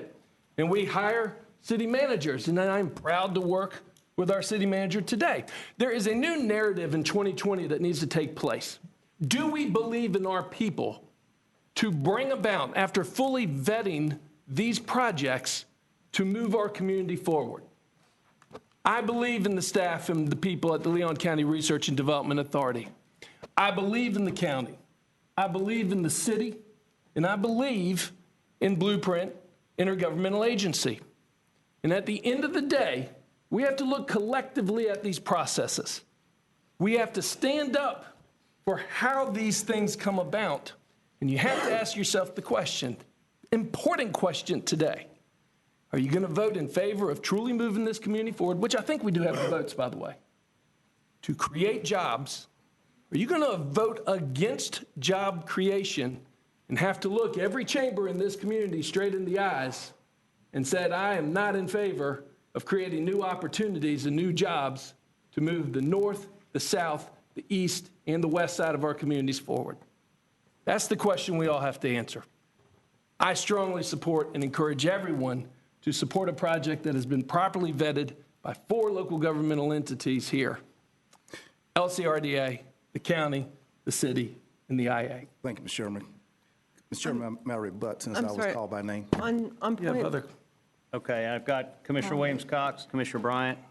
Well, what I wanted to do was call a question. I got the question called. Call the question. I'm I would- sorry. I would second that. The question's been called. There's a vote on call the question. All in favor of calling the question signify. It kills discussion that way. Am I right? Understood. We never got, okay. Yeah, that's the rest Clarity of on it. Mr. Chairman. The vote, Mr. Chairman, Question's call been the called. question. All in favor of calling the question signify by saying aye. Aye. Any opposition? Aye. I think it carries. So the question has been called. We have a motion on the table, which was to support the option as it's been presented. All in favor signify by saying aye. Aye. Any opposition? Aye. We have one in opposition. Thank you. Nice job, you guys. Thank you, Mr. Chairman. Yes, and we will keep the board apprised of the decisions of the company as we continue to work with them. Thank you. Chairman, Mayor Daley called my name and suggested something about standards of review, preparation, and vetting. I want the mayor to know that we do differ in our standards of vetting. That's come out over the last couple of months. And just because staff is reviewed and you're lax and happy about what staff does, I'm not happy with the vetting that occurs, and we differ in that. We differed on the police chief. We differed in perhaps the ethics officer and the things that came out, all the vetting. It was not perfect. So you hold to the standard of vetting, which is yours, and I'll maintain a higher one. Thank you, Commissioner Proctor. And I will no longer be silent moving forward in 2020, Thank you, representing Commissioner. the city of Tallahassee. Thank you, Mr. Mayor. Thank you very much, Mr. Chairman. Commissioners, your next item is one that we've been very excited about for a long period of time. Builds upon years of collaboration, scores of meetings, a thorough disparity study that for the first time ever will lay out policies where we have the same thresholds and a lot of new exciting developments. Without further ado, and I know he's been waiting for this moment for quite some time. He has his water in place and everything. He's ready. Is our Deputy Director of OEV, Darrell Jones, to walk you through some of the highlights. Now for the really hard questions. Mr. Jones, you're up. Take it away. Got a fresh haircut and everything. We're going to start with, everyone knows Mr. Reggie Smith, our disparity study consultant with MGT. From the very beginning, since we started, he has been engaged. You will recall in our June 6th meeting, he highlighted the level of engagement that he had throughout our community, and he wants to go have him to provide comments as we deal with what will be our last part of our disparity study, the consolidated MWSBE policy. Mr. Reggie Smith. Good afternoon. Good afternoon. Board. My name's Reggie Smith. Of course, I am Vice President of MGT Consulting, and I was the director of the 2019 disparity study. And results of that disparity study included findings of disparity in all 4 counties, the market area, which was Leon, Gaston, Wakulla, and Jefferson County. It was a very comprehensive report. We analyzed each entity as well as a consolidated view. The results resulted into what we call consolidated aspirational goals that can be used by each of the three entities, the city, the county, and Blueprint.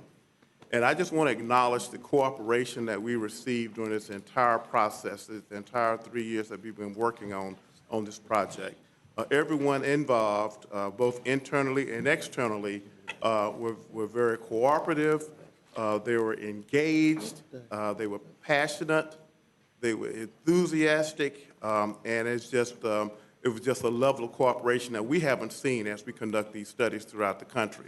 We've conducted over 220 disparity studies since 1990, and I want to just give commendations to this collaborative effort to get where we are today. And this is unique. What you're doing here is unique, and what I would say is cutting edge of what's going on in the country related to disparity studies. Combining agencies, consolidating goals, simplifying processes, making it easier for businesses to get certified and to move forward, creating opportunities for businesses is very point on. I think that one of the things that's really unique is where your MWSBE program is located. It's not in purchasing, it's not in budget, it's not in any community services type department. It's in OEV, which is the appropriate place for it to be. Again, congratulations on moving in that direction. So I want to just say that I think we're in a very good place where we are today. I think the policy is solid. We've been engaged with internal stakeholders as well as external stakeholders. We've had in excess of 20 different meetings to come to terms with where we are. And I think that where we are today is perfect where we need to be, and what we're doing is excellent work.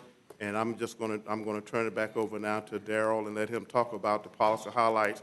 But again, kudos to this effort. Thank you. Thank you. We appreciate, I would like to go on record as saying that we appreciate the expertise that MGT of America brought to this process.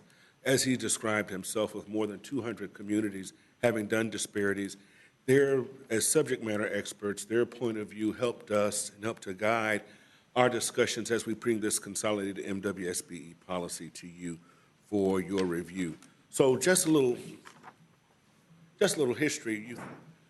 Christy Hale, who's here with us, one of our local contractors who's been involved in this conversation from the very beginning, says that it's been 7 years since we started this conversation. Many of you will recall that it started with a task force that included chambers of commerce and business owners, both primes and subs, from across our community, in a task force to analyze what was then the former county program.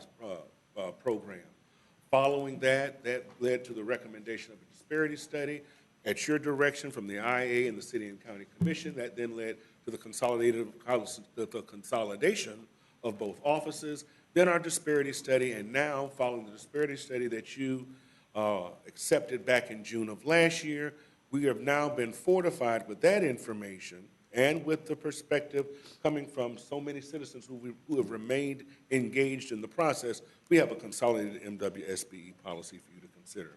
But what I want to start with is telling you exactly where we are right now as three separate individual jurisdictions and how we are operating currently before we go into a consolidated policy. If you notice with this slide here, in the very first column, it shows you the value of county spending. It's $12.6 million. At the present level of aspirational goals, that would provide us with opportunity of $1.2 million of opportunity based upon the goal itself.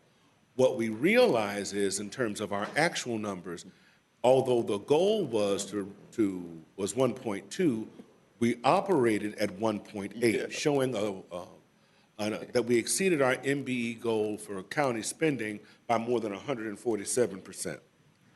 Then we go to county WBE activity, again with $12.6 million available in county spending through procurement projects. there was an opportunity for $869,000 for WBE aspirational value. Again, we've exceeded that spend with $2.2 million and that goal was exceeded by nearly 300%.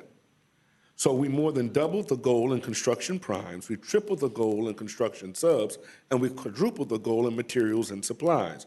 So we've met, more than doubled the WB goal in fiscal year 18. Now, you'll notice, before I go to the next slide, which will show the cities and the blueprint slides, you'll notice the categories represented here. At present, each jurisdiction reports and captures information differently. You'll notice we have architecture and engineering, construction prime contractors, construction subcontractors, materials and supplies, other service, professional services. Subsequently, that is how we come up with the amount of MBE, and WBE activity. When we move to the cities category, construction subcontracting is not captured presently, but we have a solution for that found in the recommendations found in our brand new policy for your consideration. So you'll notice on the city side, they exceeded the goal more than 8 times over. They exceeded the goal in construction prime and professional services. So, oh, I'm sorry, I'm on WBE. This is MBE. Sorry, wrong page. We exceeded the goals in architecture and engineering and in other services. So overall, we met 43% of the goal on the city side. The difference is that on the city side, we presently do not capture construction subcontracting. As you can imagine, just based upon the RFPs that come before you in agenda items, the lion's share of our MBE and WBE utilization is found in construction subcontracting. But as a part of our recommendations moving forward is that we'll be able to capture that data through the uniformity of our processes and the uniformity of our data collection. Again, we see the same thing. We're at 88% goal attainment for WBEs. Again, nearly 8 times the goal in architecture and engineering. And again, these numbers are sans any representation of construction subcontracting for WBEs. We see the same thing with blueprint MBE activity, again at 68% of the goal, again without any construction subcontracting activity. And then for WBEs, they exceeded the goal at 106%. And again, this again is without construction subcontracting. But however, they did quadruple the goal in construction prime activity. So armed with our disparity and armed with this legal precedent, it equipped us to fashion an MWSBE policy for your consideration. Now, because of your important direction, lo these many years, as Christy Hale describes, we find what we have done based upon your direction, the fact that we have consolidated goals for 3 separate jurisdictions will be a reward and boon to the general public. So you will recall in our June meeting, these were the aspirational targets, our aspirational goals that we'll now use for our program going forward. All these goals, so there will be, all 3 jurisdictions will sing from the same sheet of music. These consolidated goals will procedurally streamline our program for the benefit of the public. Also, ours is one of the few streamlined consolidated programs where all 3 oftentimes jurisdictions may do disparity studies in tandem, but they have separate goals. The fact that we will share the same goals through all 3 jurisdictions in itself is unique. Now, you'll recall at our last meeting when we talked about this in June, we ensured that we had a great deal of stakeholder engagement. First of all, with our internal stakeholders to include the legal offices, both Blueprint, the city, the county, the purchasing and procurement directors from both jurisdictions, also the business and the finance and the budget offices for all 3 jurisdictions. And then we had the external stakeholders, many of them who are here with us, Brenda Williams with the Tallahassee Housing Authority, Ted Parker with Ajax, Wayne Mayo with the Association of Building Contractors, Christy Hale, Rod McQueen with the SBE program, Frank Williams with Florida Developers, Ms. Katrina Tuggerson with the Capital City Chamber. And so it's been that level of engagement, Ms. Christina Sparkman, it's been that level of engagement throughout the process that has helped us to fashion this. And so what we have has had the type of citizen input that you would want because they're going to be our greatest utilizers. Next. Now, one of your jobs as a part of this agenda item and the decisions that we will make today will impact, most specifically, the blueprint procurement policy. Following your review and your acceptance today, your approval today, we will then prepare to take this same item and these same consolidated policies to the city and the county for review to then ultimately impact their procurement policies as well. But today, for our discussion, will be about the blueprint procurement policy. So let's talk about the impacts of what we've done here and the impacts that are going to be found in our policy. I appreciate Mr. Smith, as a subject matter expert, reminding you that what we have done here to bring to what you have done here as the IA, housing the MWSBE office in the economic development organization of our community, says that this community realizes that minority-owned and women-owned businesses are important engines in our local economy. What this policy does, it then gives them additional energy to be able to build their businesses, to expand their businesses as found in this policy. For example, one of our strategies is the unbundling of projects set aside without competition from larger firms, only for those small businesses, those small minority and women-owned businesses who are served by our program. We're going to reserve projects and unbundle projects, which means that they won't have to compete against larger firms for that work. That's going to have enormous impact because we're going to increase procurement opportunities for smaller businesses in our local economy.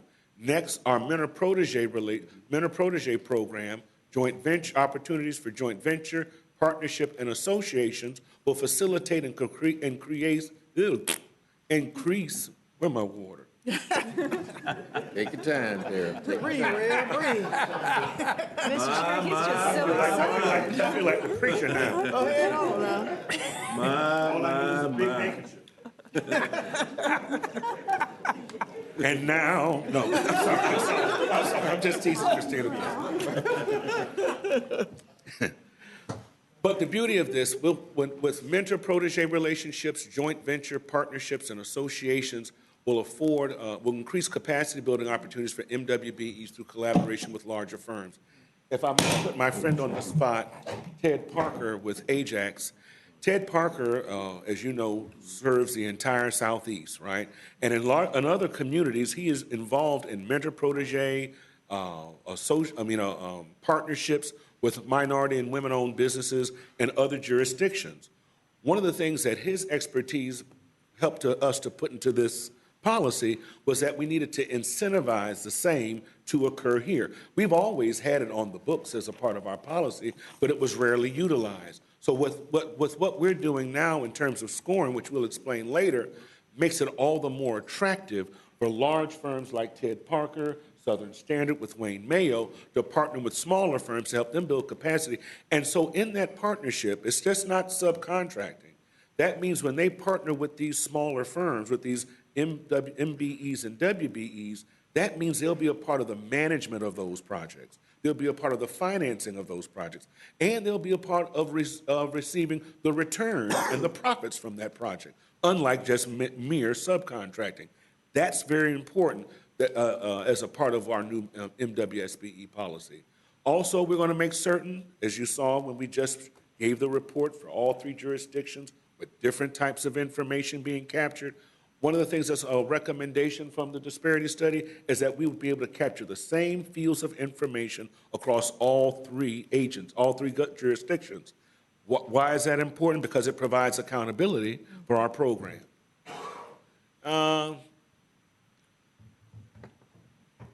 Also, one of the things that has been very important is that we need to make certain that we have uniformity in process. Pre-solicitation must occur for all of our RFPs across all 3 jurisdictions. What makes pre-solicitation, did I not move? Amir, yes, pre-solicitation is important Because if we make a review of all our RFPs going forward, we can make certain that we provide the type of expertise to ensure that when a bid goes before the public, that we have identified that utilization is available.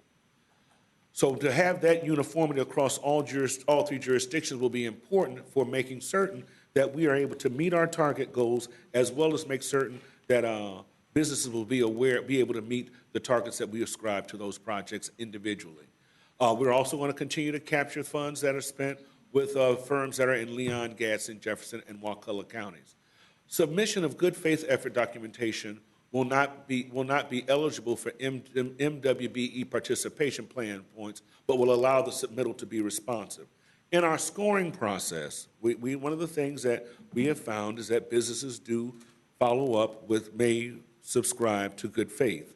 There may not be availability of firms. What we will do in this new dispensation is that will cause them as responsive, but there will be no points provided for good faith effort. And we're going to award bonus points in bid evaluations for firms using apprentices or externs from local workforce development partners.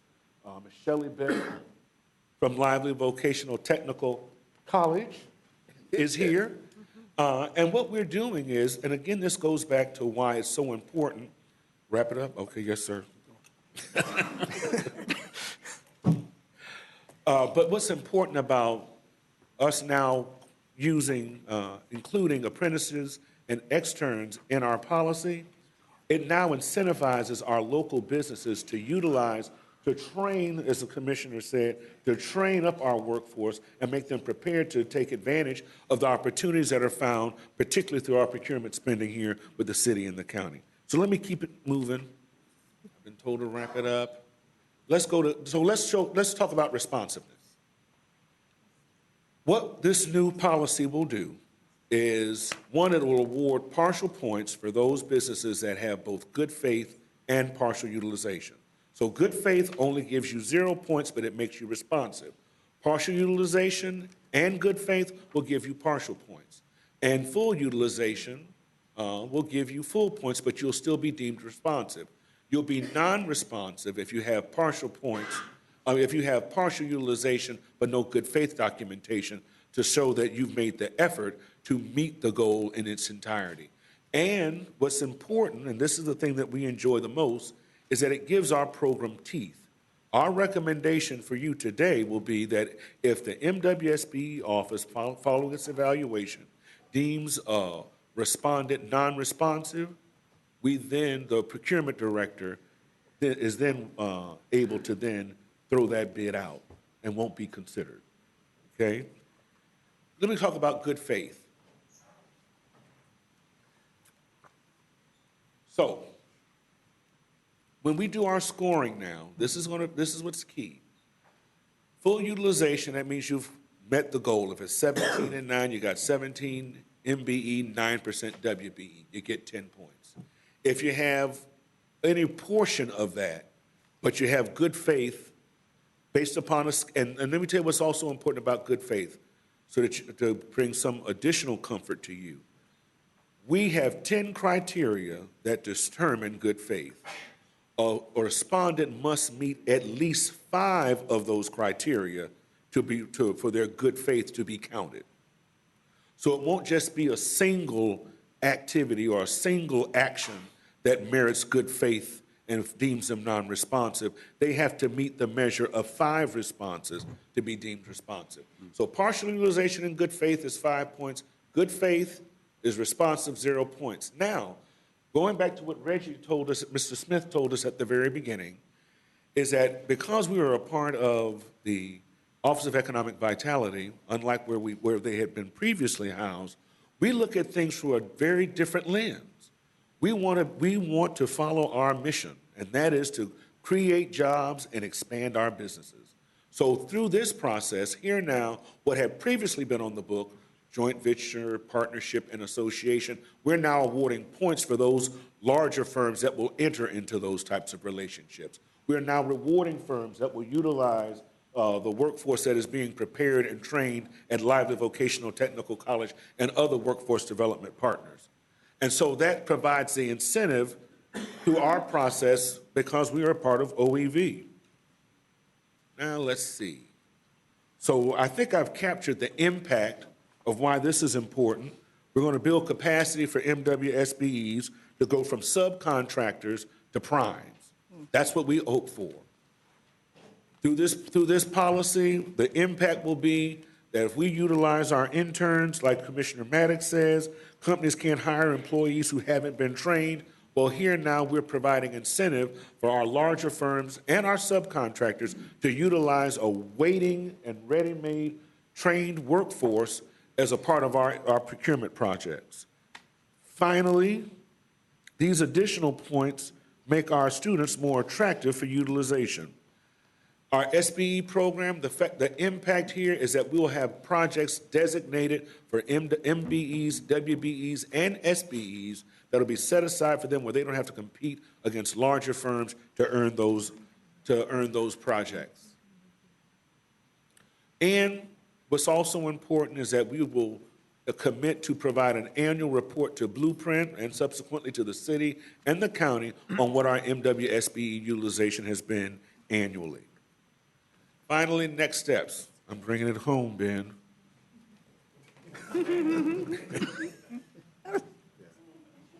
One more sip, okay? It's not his fault we had Juggernaut. He's been waiting so long. Finally, our next steps, we're going to prepare, following your approval, we'll prepare agenda items for county and city commission meetings on February 25th and 26th. As you can imagine, just as this MWSB policy had impacts on our procurement policy for Blueprint, it will have impacts on procurement policies for the city and the county. We'll continue to work with all three jurisdictions on the integration of contract monitoring software. Our office will facilitate, most specifically, the mentor-protege joint venture and apprenticeship elements of the MWSB policy. We'll also finalize the DBE plan for the City of Tallahassee, for the City of Tallahassee Commission, and we're going to have a strong engagement plan for both internal and external stakeholders. This is going to have enormous impacts across the width and breadth of our community. So we've got to talk with those persons who are operating and doing procurement projects with our community and let them know what the new rule of thumb will be. In conclusion, because of your direction, we will now have one of the largest MWSBE programs in the entire state of Florida. We're only one of two municipal economic development organizations in Florida that have their MWSBE as a principal division, the other being Hillsborough. The 2019 disparity study collected data for 3 jurisdictions and recommended consolidated goals. As Reggie, our subject matter expert, told you, that does not happen in other communities. These joint ventures, partnerships, and associations, plus apprenticeships and externships and mentor-protege relationships, we believe will create more jobs and expand businesses because we're incentivizing the inclusion of those options as a part of our procurement, which we all know is vast. And then finally, this consolidated MWSBE policy, we believe, and going back to our strategic plan from when we started, is a useful tool for business expansion for MWSBE firms. And to Reggie's point, it helps to address the disparities that we've identified. Finally, our recommended actions that you would approve. Final. Final. There's 3 finals. It's an encore. And so our final and conclusion. How about that? Have I used that one?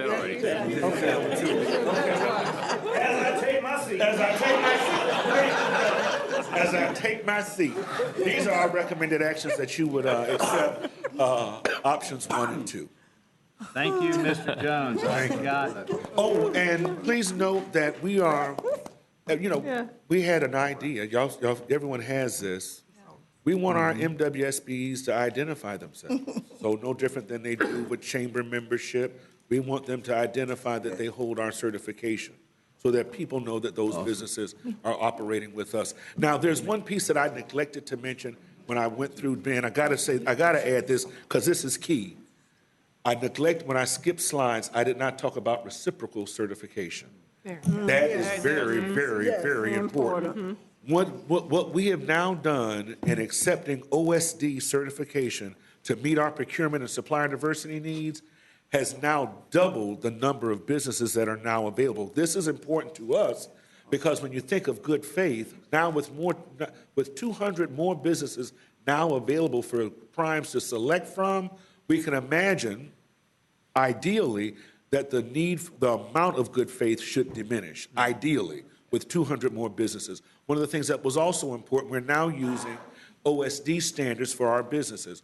Previously, our standards had been $2 million, maybe 50 employees. We're now using $5 million as our threshold and 200 employees. So that means there will be even just that many more businesses who will be attracted to certify with us and to operate in our as a part of our supplier diversity goals. Thank you, Mr. Jones. How many speakers? Mr. Chairman, Commissioners, in conclusion, we would really like to thank the division for their good work. We have a series of speakers. Let's start with Christy Hill, followed by Katrina Tuggerson.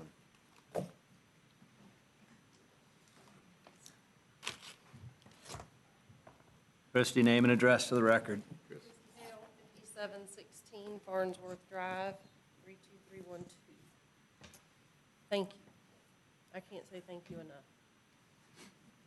To the mayor who believed in me back in 2013 when I felt like I needed to get involved and support me every step of the way and believing that I would stick to what I said I would do when I got involved. So many commissioners, Commissioner Deloge, Marianne, Proctor, every one of you guys have supported us through this and allowed us to have the time and get all the kinks worked out. This is good. This is something I'm so proud of. I've been so proud to be a part of it. Daryl, cannot thank you enough. Shanae, LaTanya, Reggie, Study, Rod. Rod's been with me pretty much every step of the way. Frank, of course. All of y'all, thank you for all the input. It's exciting. I told Commissioner Dozier, I said, this is almost like I've been pregnant for 7 years. Today's delivery day. So it's been rather painful at times, but we've labored through it, and we're finally here. And again, thank you. Thank you, Christina, Ben, Autumn, everybody. Everybody has been so supportive, and I cannot thank you enough. The citizens are going to be super happy when they hear about this policy and the program moving forward. And I think you're also going to really see the contractors in the area get behind this program because it is now workable. It's achievable. So, again, thank you very much. Thank you. Thank you for your leadership, too. Katrina Tuggerson, followed by Frank Williams. Katrina, name and address for the record. My address, 2007 Dun Eagle Lane, Tallahassee, 32317. I had to think about it myself, and I pay rent every month. I'm excited to come before you as I wear many hats in this community, and I work with everybody just as equally. I'm excited to come before you as the Capital City Chamber President. With that being said, I was appointed to this committee by Mr. Ben Pingree. We started working on this at the end of 2015. As the EDC and the OEV transition, he also strategically placed me with the task force. With that being said, as the Capital City Chamber President, I strategically placed some of my board members, like Mr. Frank Williams, and some of myself in certain places in order to make this come to fruition. With that being said, the Capital City Chamber is staffing up with students, intern students and everything to help the OEV make sure that we meet these goals. I was also part of this planning of consolidating the city and the county together to make sure that we get this done. One of the things I did not notice, and if we take our own personal self out of it and just focus on getting the work done, one of the things that I did not notice that did not happen was as we was moving forward, and we've been waiting on the disparity study for going on 4 years now, but as we was moving forward, we didn't have the workforce on the ground to make sure this happened on the construction sites. The Capital City Chamber, again, is staffing up to make sure and help you get this done. We do understand it takes more than one entity in the community, and that's why I'm standing before you as a president to make sure that it gets done. So I would like to see, this all looks good on paper, we're clapping today.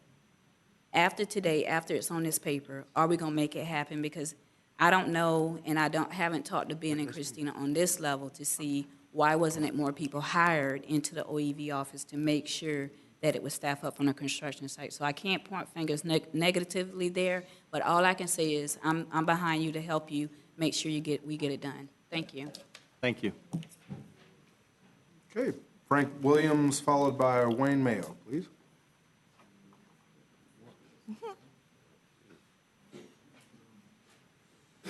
Welcome, Frank. Name and address to the record. Good evening. Frank Williams, 1704 Hillgate Court, here in Tallahassee, of course. It's great to be here with you all. First of all, a lot of kudos to each of you. This disparity, long overdue, but it's done. A great job has been done by MGT of America. A great job has been done by staff. Staff has been absolutely incredibly good to work with, each and every one of them. No need to name them by name. They know who they are, and I think Krista Hale has hit on most of those. But it's been a pleasure to serve on this advisory committee, and we want to thank you. I have one request on behalf of our committee. Great job's been done, a lot of money has been spent, but a little bit of teeth need to be put into this at the tail end that requires you to give up a little bit of money for the Office of Economic and Vitality Office to hire someone to monitor this program. It is absolutely imperative. I cannot tell you the significance of having someone go out into the field to find out who's working in the field, who's doing what, to check the system for ghost companies. With ghost companies, we cannot create jobs because legitimate companies won't be able to hire people if there are ghost companies preventing them from getting work. The only way that can be addressed is by having someone go out into the field and check jobs to see if there are people that were listed as contractors are actually out on that job doing the work that they're supposed to do.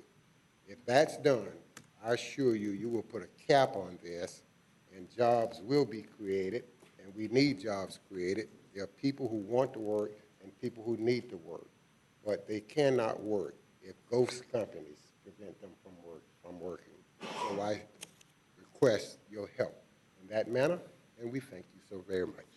Thank you, Frank. Wayne Mayo, followed by Ted Parker. Wayne, name and address for the record, if you don't mind. Good afternoon, Wayne Mayo, 904 Hillcrest Court. I just want to echo the sentiments of everyone before me. Thank you very much for all you have done to entertain this study. Thank you for engaging us and allowing me to be a part of the Citizens Advisory Committee. I've been involved with it for a few years, and thank you, Mayor Daley, for reappointing me last year. It's been a privilege. Being a part of a family who's been in this community for 100 years, having served the construction industry and leadership in construction, and then having started my own company 2 years ago, but I've been involved in construction for 20 years and have worked with the city, the county, and in Blueprint in different capacities, and would continue to pursue the work. I don't get one of these stickers, if it may come as a shock to you all. So I look at this from a different lens, being a prime contractor and engaging at times with subcontractors and other prime contractors in this community in mentor-protege type relationships, apprenticeship type programs.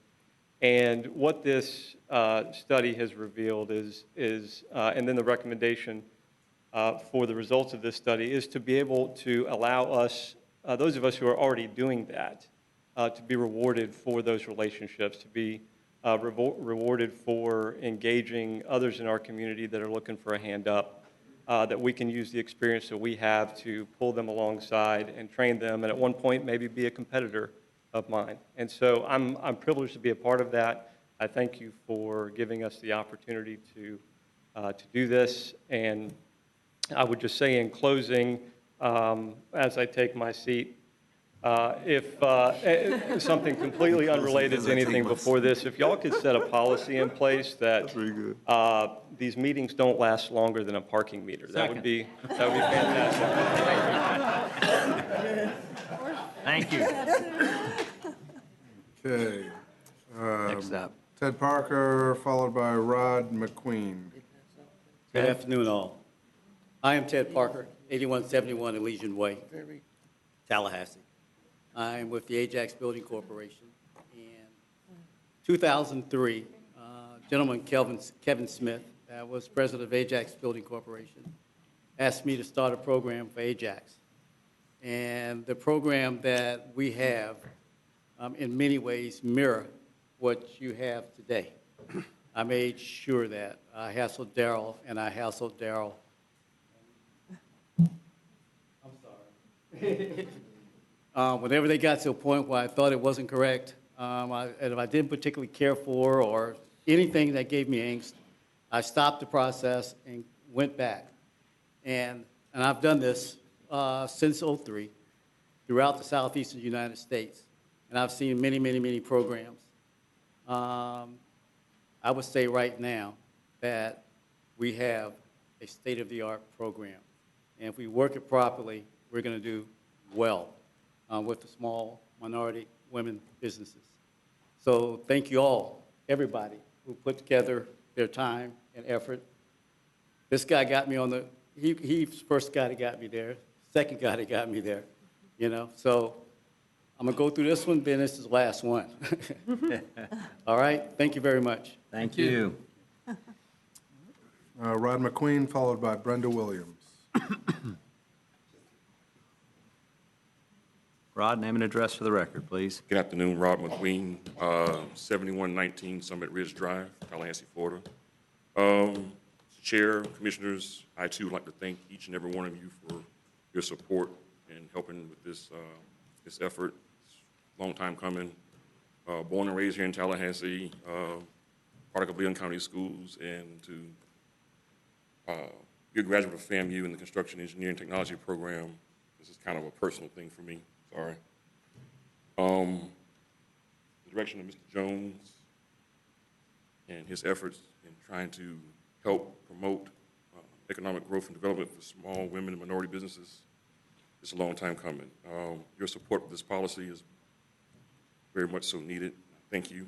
Only thing I would ask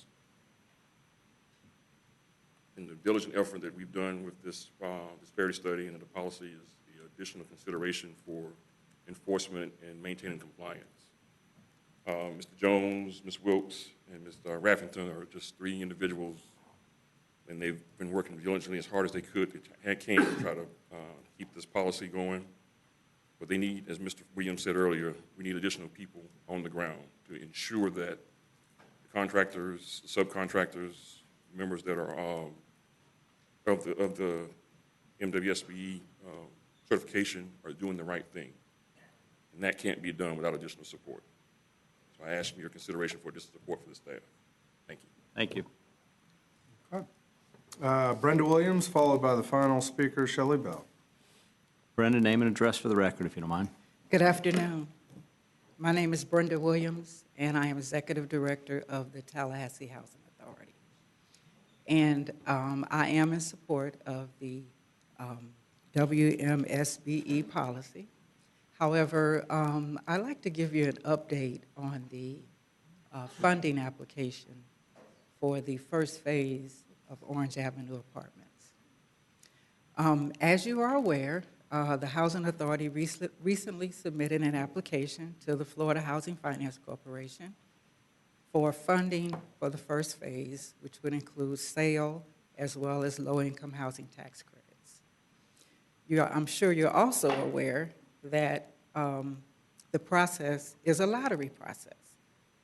And I'm just I just can't hardly stand here. I'm so excited to announce that the Housing Authority received an excellent lottery. And What is because we that? received that excellent lottery number, our application is now being reviewed.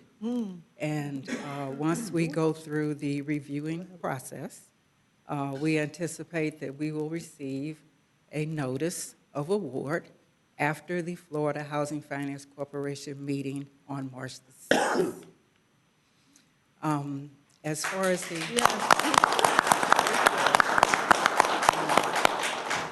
with respect to the minority women small business policy, I have been working with the Office of OEV for the past 2 years to identify small, minority, and women-owned contractors to participate in the redevelopment of the Orange Avenue property. I asked Darrell and his staff to identify contractors so that we could have a significant participation by small minority businesses. Any questions? Yep. Commissioner Mr. Proctor, Chairman, I'm thank not you very sure we much. wanna engage with a I lot just of guess publicly, I just want to say that since this Brenda has, this big pot of money have supposed been coming down, she won't take my phone call no more. And she hadn't changed her phone number yet, but Brenda, take her brother's phone call. You know, I mean, She knows better. Thank you. Thank you very much. Ben? Yes, final speaker, Shelley Bell. all that money. Good evening, Shelley Bell, 2807 A.J. Henry Park Drive, Tallahassee, Florida. And I have a little different perspective. I'm here representing Lively Technical College as the director. I'm really excited to see that this policy is encouraging two things that are that I'm very passionate about: externship and apprenticeship. We don't have enough of either in our community. I think right now, as far as registered apprenticeships go, we have two. So this gives an opportunity to get more of those. Lively also stands ready to help assist businesses to learn more about and set up programs for externship and apprenticeship, and even leverage some dollars that are out there from the Florida Department of Education. This is high on our governor's list as well. Both work-based learning models are critical to our community. Both models will help to develop a more robust talent pipeline, especially in middle-skilled employment opportunities. I meet with businesses all the time that talk about a lack of skilled workers, and one way to really overcome and encourage more individuals to enter in these occupations is through offering opportunities through work-based learning. Of course, with my K-12 hat on, this also allows us to have pre-apprenticeship programs, which we have zero of right now because we don't have enough registered apprenticeship programs. So this gives us an opportunity to establish pre-apprenticeship in our high schools as well. So the bottom line from my perspective is the creation of more work-based learning opportunities like this, like externship and apprenticeship, will really help to contribute to a strong economic development in our community. And Lively Technical College is excited to see how we can assist with this endeavor. Thank you. Thank you, Shelley. I'd also, is that it for the speakers? Yes, sir. Darrell? One more thing, please, if I may. Quick. Promise. I need to acknowledge the persons who've helped us with this process, most specifically the persons with Blueprint Attorney's Office, Ms. Susan Dawson, Ms. Kirsten Mood, of course, LaTanya Raffington and Shanae Wilkes, who bring nearly 40 years of combined experience in supplier diversity. Also, Ms. Shelley Kelly, our procurement director for the county, and Ms. Roberta McManus, our most immediate past interim director for purchasing for the city. Thank you, Darrell. Okay, so we have a hard stop at 5:30 for the public hearing. Yes, sir. I've got lined up to speak Commissioner Williams, Cox, Commissioner Bryant, Commissioner Maddox, and Commissioner Dozier. So I'm just putting that out there that we will stop when we get to 5:30, open the hearing, and do Yes, that. sir. So Commissioner Williams, Cox. Because I believe in efficient meetings, my comments will be quick. Thank you, thank you, thank you.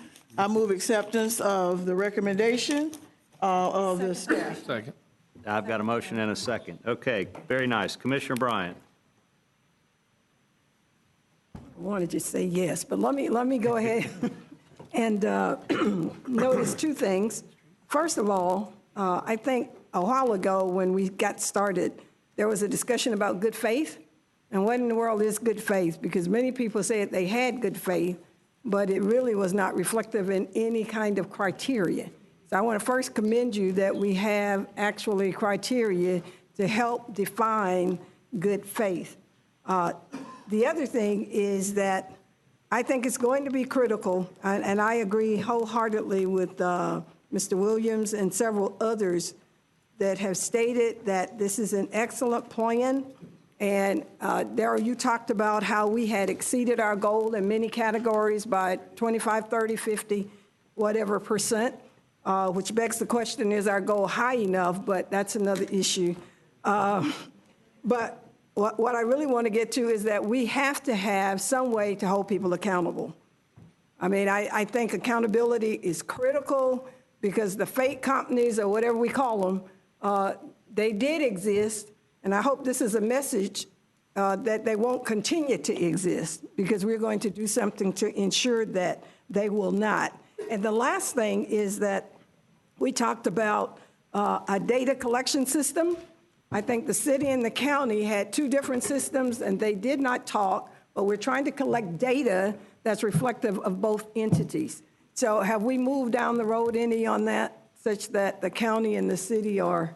We are progressing. The system is B2G now, and we will continue to keep you apprised on the implementation of that system.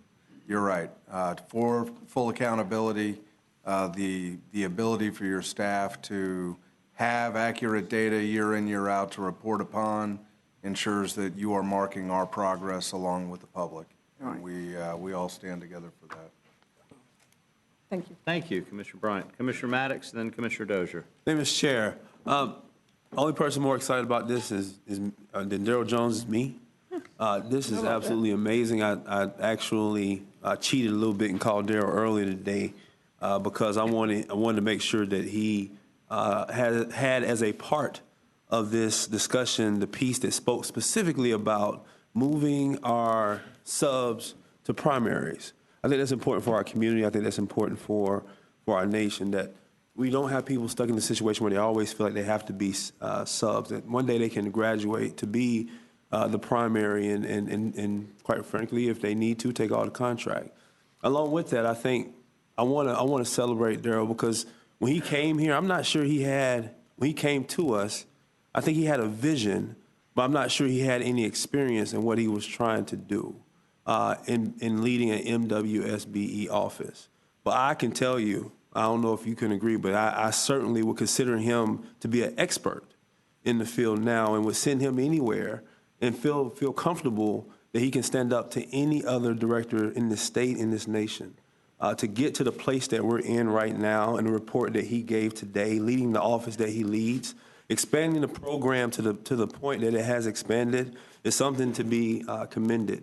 I look forward to growth in our MWB area. I appreciate the clarification of the definition of good faith try. I know that was something that Commissioner Proctor brought up, and I can't tell you how many times over the past 10 years I've sat in the commission meetings and we've heard good faith try, and I've gotten frustrated because it's like, there's so much money out there to be had by minority businesses that simply we just don't have enough, and it's a good faith try is all you got to do, with no definition. So I appreciate him and the committee working on that. The committee members who gave their time and efforts to put this together, I appreciate you as well. I remember when we first started having this conversation, there was quite a debate about whether we were going to do the disparity study and go with an MWSBE or go with just a SBE.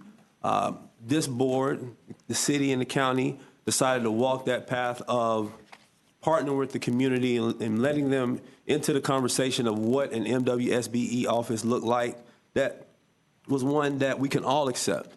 And we're right here today where we are. So I'm so excited, so proud, so ready to see the results that are going to that this program is going to yield. I appreciate it, Mr. Chair. Thank you. Thank you, Commissioner. Commissioner Dozier. Thank you, Mr. Chair. I can say ditto to everything Commissioner Maddox just said, so I don't repeat all of that. I also remember the conversation, particularly at the county, and Mayor, you were there as well at that time. It was a frustration, not just with good faith, but we've got these targets, and how are we building new businesses? How are we strengthening the businesses we have and creating new opportunities? And it's always been a problem. We see the study, we want to meet these goals, and yet we don't have the tools in our toolkit to really help businesses thrive and be able to take advantage of more opportunities as they grow. We're there. And to all of the comments, and Mr. Smith, you and your team, Daryl, you and your team, the committee, everyone, just exceptional work. But to have a 3-year process, it's government. These things take time. And I'm going to look at my dear friend, Commissioner Lindley. You don't always love how long it takes us, and none of us do, right? Only because you mentioned that in the past. But sometimes you got to work through a few years to really flesh out all of the different opportunities we've got. And to hit the mark from certification to all these other things is just remarkable. The last thing, it's something I shared with Christy and Daryl just before the meeting. We had an item on our agenda on Tuesday, and so I can share this with Christy as of today. And Hale Construction won a bid for the county to do some bridge replacements. And I was talking to the homeowners who've been waiting for a long time, and he said, I read the item, I'm so excited it's a local firm. I shared this with you too, Ben, right? You all. And I said, well, not only a local firm, a woman-owned firm, she's led the committee, and we're about to see this study, and he just thought that was even better. And then to be told the next day in briefing that we were going to have these stickers to really lift up our minority and women-owned business and those great businesses that should be rewarded, as you said, for all the good work you're doing to help lift up your partners, this is just exceptional. So one anecdote this week, it makes a difference to our residents, even outside of the industries that might bid on these projects. So this is huge. Thank you. We have a motion, we have a second. I'd echo the comments earlier about what a great job staff's done. This wasn't easy. I know we've struggled with this at the county perennially. And to the citizens, Christy, and people that have put their time and effort and money into this, thank you for your work. It didn't come easy, and it doesn't go unappreciated. So thank you. We have a motion, we have a second. Any other discussion? All in favor signify by saying aye. Aye. Any opposition? Mr. Pingree, do we have speakers for both the next items? We have speakers for both the next items. What's the next? How many speakers? Well, the next item is item number 8. We're 8 minutes shy. And how many speakers? Of 5:30. Okay, we have 1, 2. On 8. How many do we have on 9? Just 2 on 8. Just 2 on 8. How many on 9? How many on 9? On 9, you've got 1, 2, 3. 3. Let's try and see if we can get through 8. Yeah. Okay?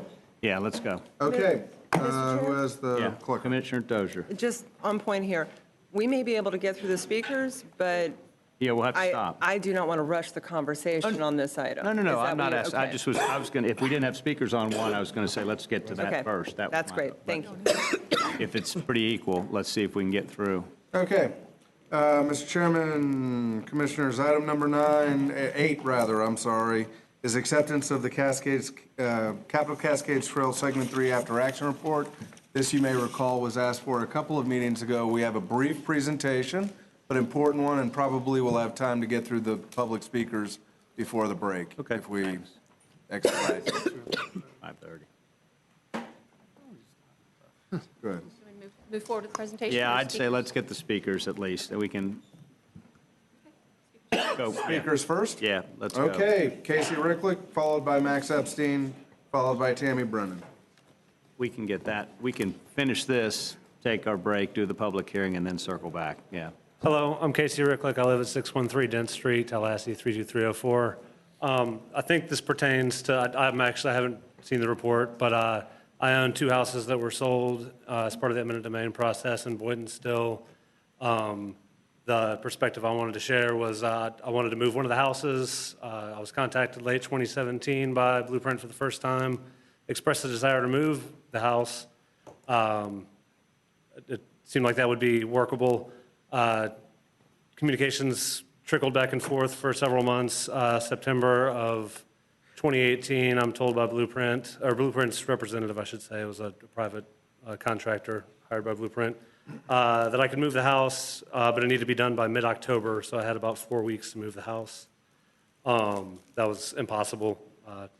It was absurd. So confirmed with my contractor that that was an impossibility. He said there was no way it'd be a 6 to 8 month process. We ended up not closing on the property until April of the following year, and then watched the house sit there for another 9 or 10 months. News reports trickled in, or apparently there was folks upset about the way things were happening, and I'm seeing the house and the Democrats sitting there, just standing, and then it was torn down in October, I think. So I don't really understand what happened, but I appreciate y'all reviewing the process. I still am a supporter of the project overall, and definitely did fine personally, but it would have been one more affordable house on that side of town had it been kept, and much better than some other form of memorial, because there's some history there. So thank you. Thank you. Appreciate it. Okay. Next, Max Epstein, followed by Tammy Brennan. Mr. Chairman, while Max is walking up, Casey, just want to let you know that I spoke to Ben yesterday, and we'll be setting up a meeting to follow up on our conversation. Thank you, Mr. Mayor. Hey, y'all, Max Epstein, 1001 San Luis Road. I had a PowerPoint, but that didn't make it up there. I think that this report is a step in the right direction, but it doesn't address a lot of the issues, in particular, the use of plain language. I don't think that goes far enough, because there seemed to be a lot of confusion from the public and the members of the board here on what exactly this project was doing with flooding and other issues like that. And I think it's the responsibility of the staff to step up and make these corrections so we can actually move forward and make the best decision possible. Other issues, permitting was supposed to be looked at between the joint projects. If you go out to the site right now, it looks like they're already constructing the pond or the outflow structure. That's what it looks like to me. And when I first came to the city commission meetings and looking at these projects to look at it in a more holistic manner, I found that there was, or let me back up for a second, a longtime resident of that neighborhood and people who really deeply cared about the shingles site and those 2 oak trees that were there went and met with the city manager, and through a public records request found that there was a plan to just widen the median. All you had to do was add 10 feet on either side to save those 2 trees. You could have saved pretty much the rest of those trees, put the sidewalks around them. But it's not about the trees, it's about the people. And I also read in the after-action report that there is an extra $4.5 million, I think, that was not used in this project. Maybe I read it wrong. But that could have fixed the eminent domain issues. That could have had a better project overall. And I actually do want to commend you all for coming up with new plans to save that largest tree. And if you look at the technical data in there, it would have accomplished pretty much the same goal of removing nutrients, everything this project was set out to do. That also could have saved some of the historic homes there, which I just learned that some of them were the earliest Black female-owned property in Tallahassee. And we need to start looking at these projects more holistically, not just scrape it all to the ground and just build. We could look there, make the project better. That's all we were looking to do. I was looking, I'll speak for myself. So I hope in the future you consider that. Thank you. Thank you, Mr. Epstein. We're 2 minutes away from public hearing. Commissioner Time Dozier? for Tammy Brennan, I believe. Okay, yeah, let's take the last speaker. Tammy, if you can, that's all right. No, I don't mean you've got 3 minutes. Just name and address for the record. I didn't want, this way we get the speakers. 1109 Rosewood Drive. And pony off of what Max is saying, I came to this very late in the game, so I don't know all the ifs and ands and buts of everything that went on. I did review the after-action report, and I do appreciate what you've done. My thing is communication. you want to improve communication. You want everybody to know about Blueprint. How do you do that? I'm looking through that. It seems that you depend on a lot of organizations for their input. I'm assuming that they go out into the neighborhoods, yada, yada, yada, to find out what's going on out there. But as just a regular person, how do you get involved in these projects? I mean, you're talking about a new website, you know, on and on with that. And the average person, they don't have any idea what's going on with any of these projects. You say Blueprint, and they're like, what is that? You know, so my thing is, what can I do to help you guys? I think, you know, that most of the regular people, you know, don't get a chance to participate. These meetings are held, you know, during working hours. They're hours long. People can't come. I don't know how you guys can keep anything straight on there, but my thing is, I'm willing to do anything, but the average person doesn't know what to do on there. So that is my request, that if I reach out to you guys, I mean, can you pull a regular person in to the early meetings, the planning? I mean, is that even possible? Absolutely. Okay. Publicly notice everything, yeah, so. It's all out there, but nobody knows where to go to get it. Nobody knows. I mean, everybody is not computer savvy, you know, on that. And just your average person, I can ask younger people that I work with about Blueprint. They have no idea what it is.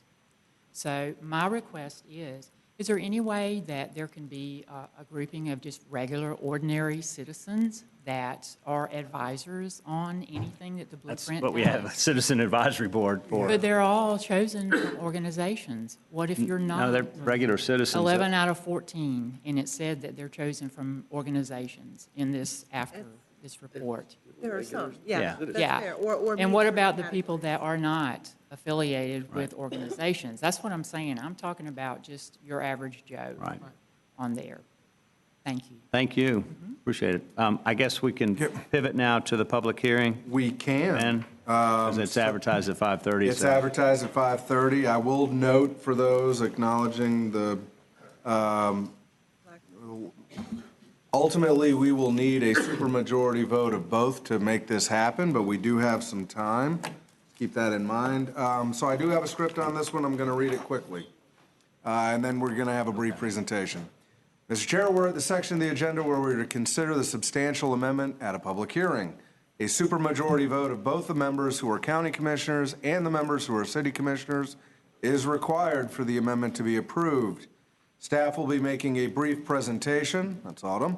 Then we are required to take public comments. I have a handful of speaker cards, 2 actually. Thereafter, we will close the public testimony portion of the hearing and engage in board discussion. May we proceed with the Yes, presentation, please. sir? Mhm. Autumn, please. So this is the substantial amendment process for the Northeast Gateway project. In December, there was a report describing the traffic analysis and the study for the project. The board provided direction to staff to begin the substantial amendment process to include the combined extensions of Wolani Boulevard up to Roberts Road and Shamrock Street. To to substantially modify a blueprint project, 2 public hearings are required. This is the second of which. And the board must receive recommendations from the Blueprint Technical Coordinating Committee, our Citizens Advisory Committee, and the Intergovernmental Management Committee. This is the original project as it is currently in our interlocal agreement. It includes the extension of Wolani Boulevard from Fleischman Road over I-10 to an extension of Shamrock Street. It also includes Wolani Boulevard Greenway. This is the proposed project amendment. Same Wolani Boulevard starting at Fleischman over I-10, but this time connecting at Roberts, also including the Shamrock extension and the Wolani Greenway. This is the language from our interlocal agreement. This is the modification to the interlocal agreement for which we're taking this process for. And just note, it does mirror the request from the Killarn Homes Association to open the Shamrock Street extension either simultaneously or after the Wolani Boulevard connection at Roberts. And that brings us to the recommendation to approve the substantial amendment to the Blueprint project. We have how many speakers? We have 2 speakers, sir. Okay. Okay. Michael Rosenthal, followed by Max Hurley on behalf of Killearn Homeowners Association. Mr. Rosenthal. Name and address for the record. Come on up.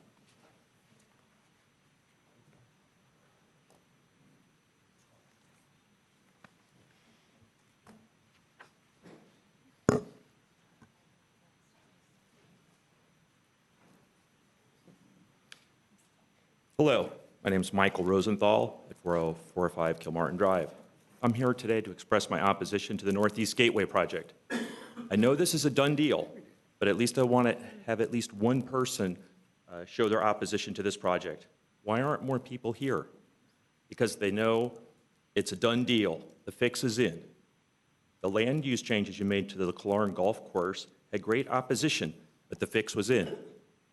Your destruction of Boynton Still neighborhood was opposed by many, but you still destroyed the neighborhood and cut down the trees. So many people opposed it, the public comments went past midnight, but the fix was in. Most people are disgusted in our government from Washington down to the local level because of corruption.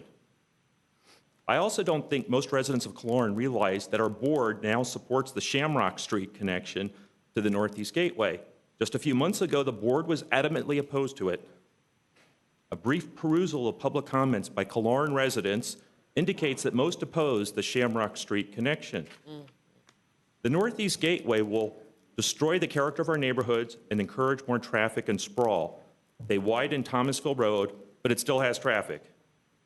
Rich developers might have the right to develop their property, but not the right to free roads. This is a transfer of wealth to the rich. Have the people in the new developments use public transportation. Just a few years ago, the city proposed reducing the number of lanes on Tennessee Street as part of the Moving Tallahassee Cars Optional campaign. So you see, you're under no obligation to expand roads to reduce traffic.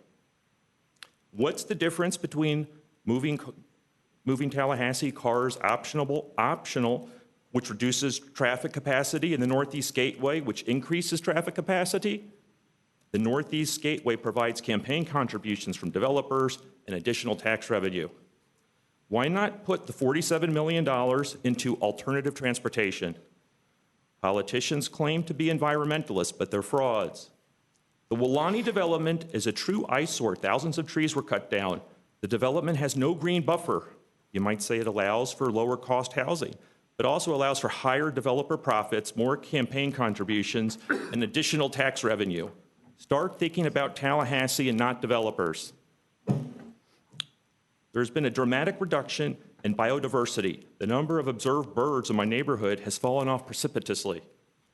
Fix real problems. Tallahassee's been #1 in crime for 5 years in a row. Thank you. Thank you, Mr. Rosenthal.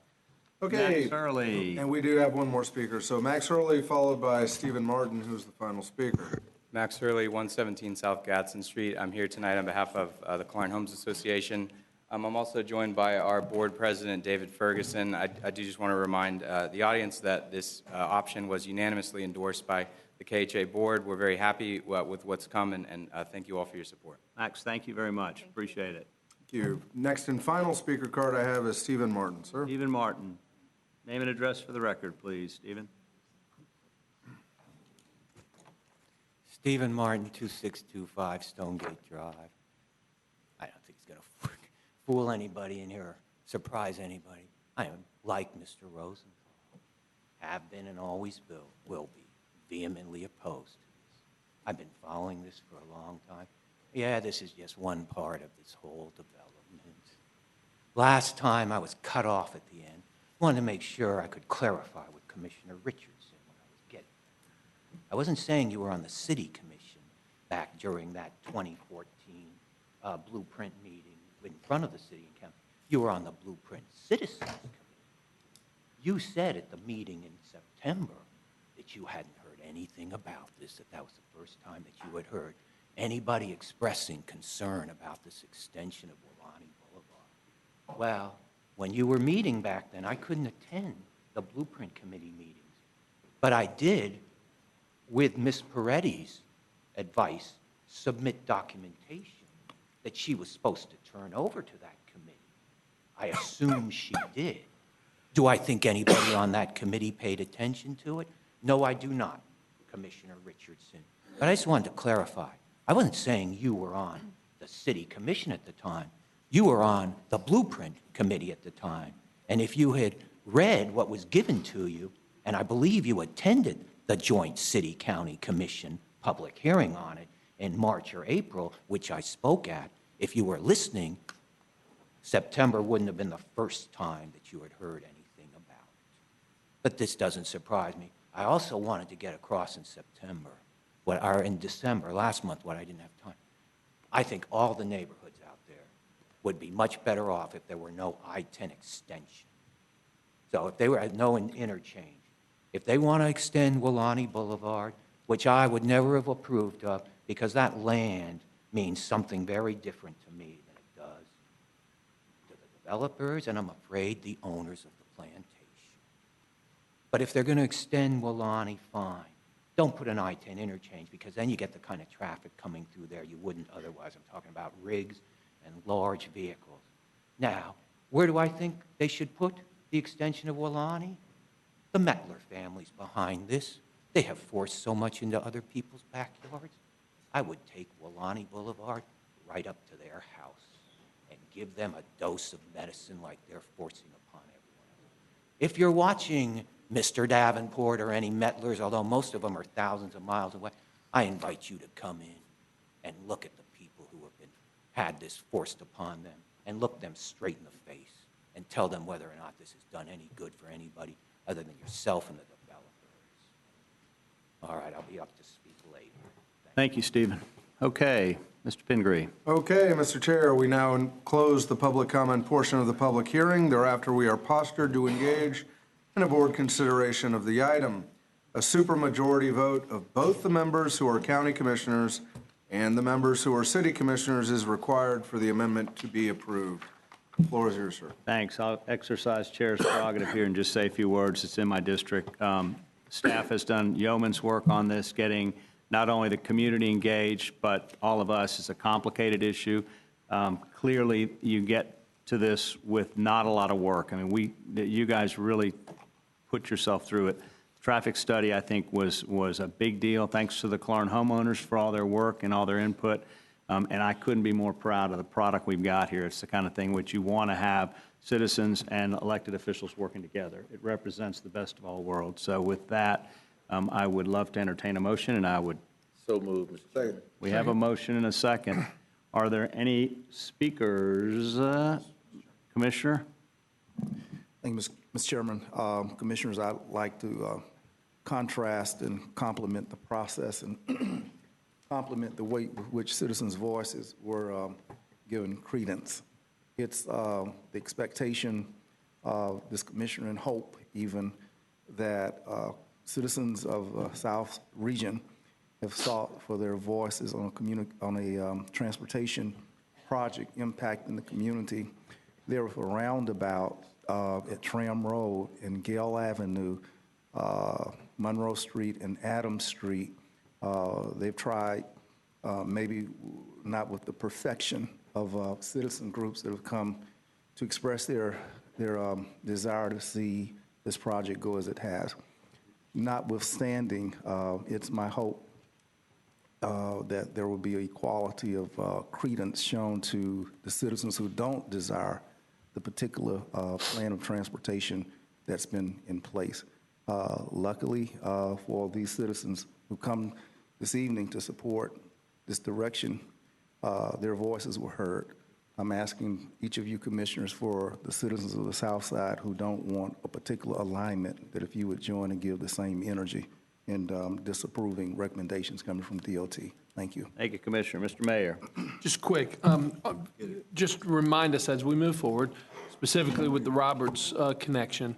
I see the Lang family that's here. Yes. And as we plan the connection, let's keep in mind the school district with Roberts Elementary School and the great opportunity we have to help them with their circulation, their traffic, but also the Lang family whose land will, I think the only landowners that will directly, immediately be impacted during that connection, and continue to work with the family as we have with the Clarn Homeowners Association.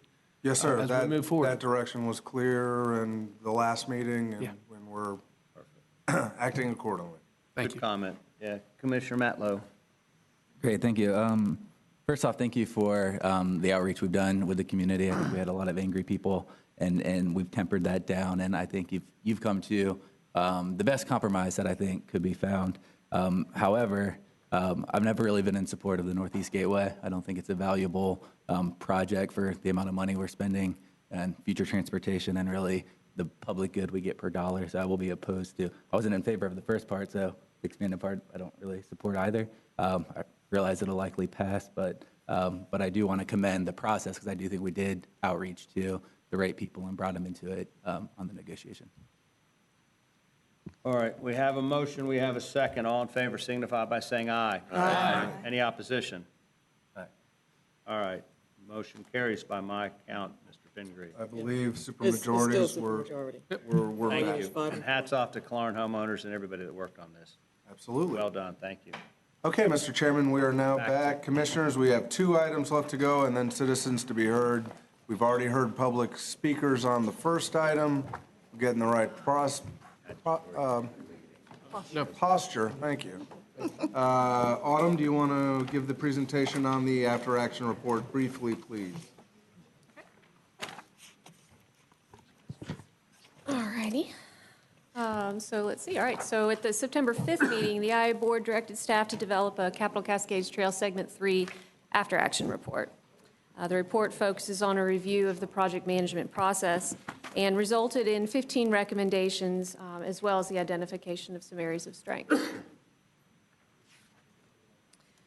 Overall, it's a performance evaluation tool, and the process of developing the after-action report provided an opportunity to look back in order to identify ways to improve in the future. The report format was modeled after the Leon County after-action reports for Hurricane Hermine and Michael. Does that mean this is in comparison to a hurricane? Is that what we'd like to say? Not sure it was that. Just a good format. But good, it's a good process, thank you, yeah. The report categorizes the 15 recommendations into 2 broad categories: public information involvement and outreach, and the project management process. Starting with the first category, how can we communicate project information and seek input more efficiently and effectively? We identified the need to communicate better during 2 what we're calling project gap periods. One is the time period between when a project is added to the blueprint list and when it actually begins. So in the case of the Northeast Gateway project, added to the blueprint list in 2014 and kicked off 5 years later in 2019. The second is after project concept is approved. In the case of our Cascades Trail Segment 3D, we have a project concept approval in 2016 and then construction 4 years later in 2020. Design and right-of-way acquisition can take many years, but the need is still there to communicate project information and receive input. Another recommendation in this category is to increase the engagement of our Citizens Advisory Committee. Over the last 20 years, the CAC has provided substantial input into our project designs. For example, most recently, CAC member J.R. Harding, representing the disability community, suggested adult-sized changing tables in the FAMU Way restroom, and we've incorporated that into the design, and now our restroom facility will be more accessible for all the citizens and visitors. The second category, project process. This is really a review of the technical aspects of the project. The review identified ways to catch the more unique project characteristics through the development of project profiles, as well as the enhanced verification of surveys and the use of plain language in documents and presentations. In areas of strength, I really would like to highlight the FAMU Way process and the Segment 3 project and how it really succeeded in engaging the surrounding community. The FAMU Way CAC, the university's involvement through the School of Architecture and the history professors, their input was first and foremost in the design process.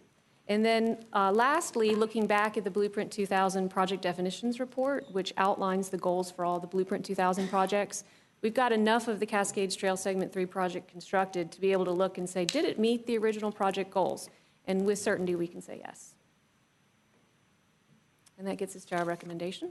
And if you accept this report, it will direct us to move forward with implementing the recommendations contained. Comments, questions, motion? Mr. Chair, move for acceptance of staff recommendation. We have a motion, we have a second. Commissioner Dozier, Commissioner Proctor. I can let Commissioner Proctor go first. All right, Commissioner Proctor. Mr. Chairman, I recognize the functions of Blueprint in the FAMU Way efforts.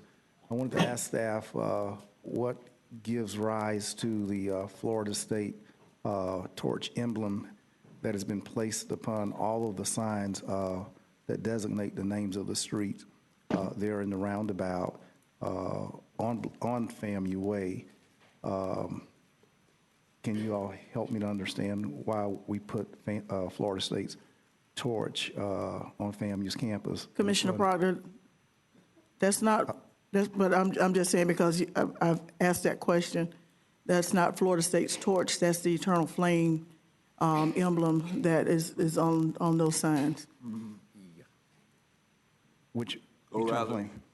Which eternal flame? Florida A&M. The one in the middle of campus? Yes. The eternal flame in the middle of campus? Okay, I beg to differ. It's the exact symbol that Florida State uses, in particular with their foundation outreach office. Look at that. And when you look at the FAMU emblem, something I've been familiar with since being in first grade, seeing it.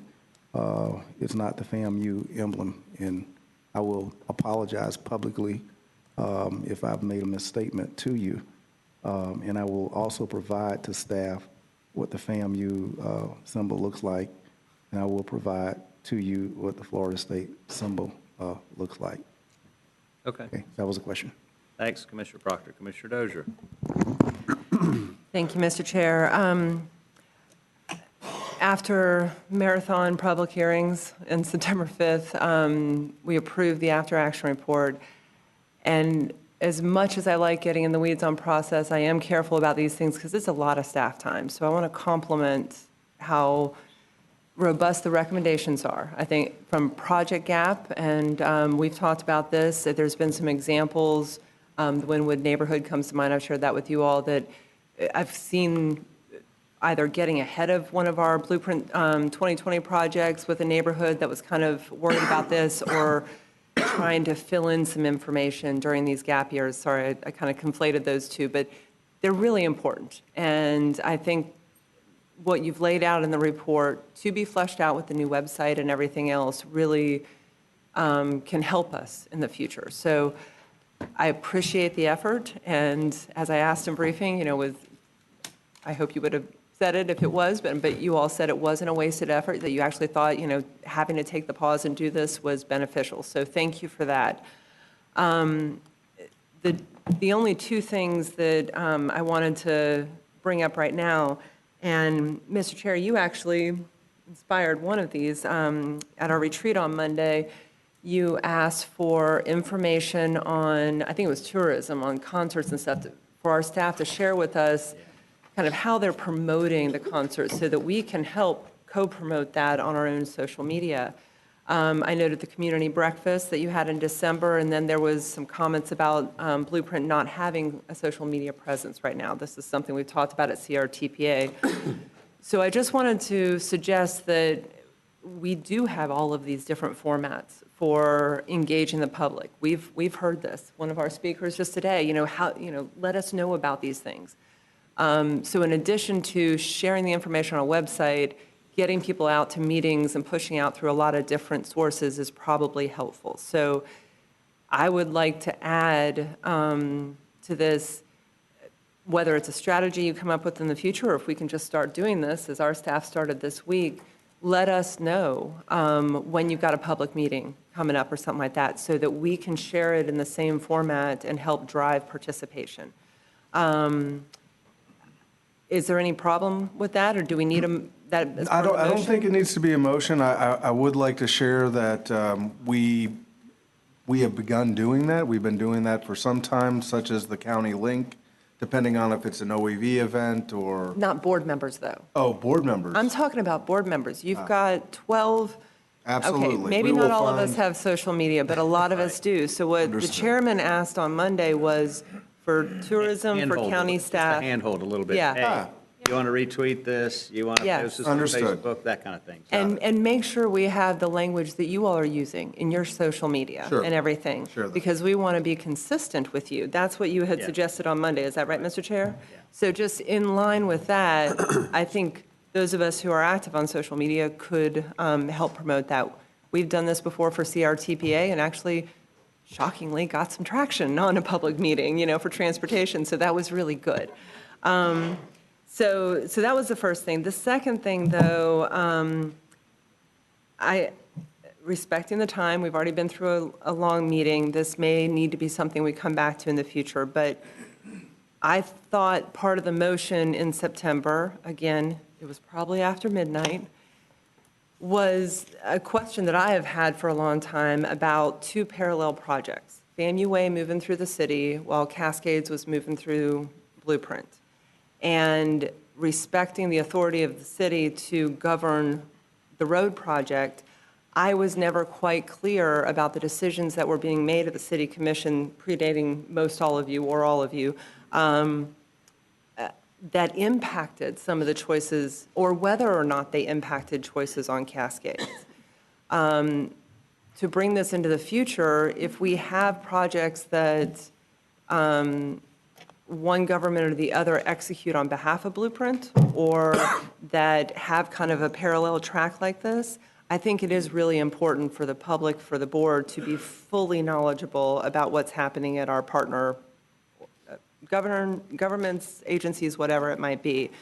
So that piece I really didn't see as much in the after-action report, and I'm wondering if you have any thoughts about that, Autumn, or if we can talk about this in the future, or if it's an issue that, resonates with my colleagues here. But if we're driving for more information, not less, I still feel like I have questions about FAMU Way and Cascades as we evolve through this process.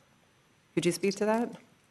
Well, I think it'd be fairly easy for us to put together something that could just show the timeline and how the city's action on FAMU Way took, and then how that integrated with the Cascades Trail and approvals that the IA board provided. I think a timeline's great. What I'm really getting at, and I didn't want to suggest this to the board unless everyone's amenable to this without an agenda item, I think we need to have attachments in Blueprint agenda if there were decisions made by CRTPA, county, city, whomever, that impacted the recommendations being made by Blueprint. So if there's a FAMU Way decision of the city that impacts the agenda item, and again, this predates most people sitting at this table, I remember being told several times, that is a city decision.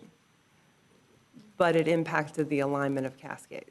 So I may be wrong about how much it impacted, but it's a very gray area for me, and if I can't figure it out, and I'm reading everything you give me, the public can't figure it out either. So that's more to the point, Mr. Chair. I'm not sure if we need more discussion about this in the future. I would welcome an agenda item if we do, or we just have the attachment. I mean, I think it gets confusing. We each sit on governing bodies that have some, in this case, the city more so than us, but I think there are we make staff direct, aware of it and ask that they just be conscious of as we go through the process and to the degree we can. I worry that we burden them with creating another. Mr. Chair, on point, I think it's, most times though, it'd be pretty obvious when the It's decision obvious. intersects. Yes. Okay. It's as simple as thank you. city and county understand, our staffs understand, because they give us the analysis in the item. Right. When a decision we make directly affects Blueprint. Right. And so it's just as simple as, hey, put that agenda item as an attachment, or at least the decision as an attachment, and the supporting materials in the agenda item with Blueprint. So the city commission, if we make a decision, has the ability to read what we did and make a decision based off of it, and vice versa. Do we need a motion? Is that for moving for? Moving forward. Yeah, moving I'm sorry. moving Yeah, forward. and Mr. Chair, let me. We can't unring the bell. Yeah, Mr. Chair, it's absolutely moving forward. I didn't, we don't need an agenda item if everyone's amenable to this, but thank you, Commissioner Maddox, because it is always referenced. CRTPA is always referenced in an item if there's a joint project. There's something going on. So it's pretty straightforward. It's just that we don't always get that. CRTPA may be, this is shifting. You all are doing a great job. We see a lot more coordination than ever before. I should have said that. just want to make sure the documentation is consistent. Okay. Is that good? Do you I need a think that's motion? fine. That's fair. As No, I don't part think we of need a the motion. I think it's acceptance just of the, direction. Yeah. of the after action Any other, report. anybody else have an issue with that? I think that's fair. That's good Okay. stuff. Okay. Better All right. coordination between our friends. Perfect. So we have a motion, we have a second. Any other discussion? All in favor signify by saying aye. Aye. Any opposition? Motion carries. Thank you. Next up, Alabama Street. Okay, next item is the final item under general business, and your final item today, apart from citizens to be heard. We do have a brief presentation. This is agenda item number 9 before I turn it over to Christina and her team to walk you through that. You may recall at the end of the marathon meeting, there was a motion made, direction given by the IA board to investigate a specific address. Was there a willing seller, acknowledging it was not a listed property, and what potential uses, and really just some quick facts about the property and some initial analysis. And with that, I'll turn it over to Christina, if you would like a presentation to move forward with that.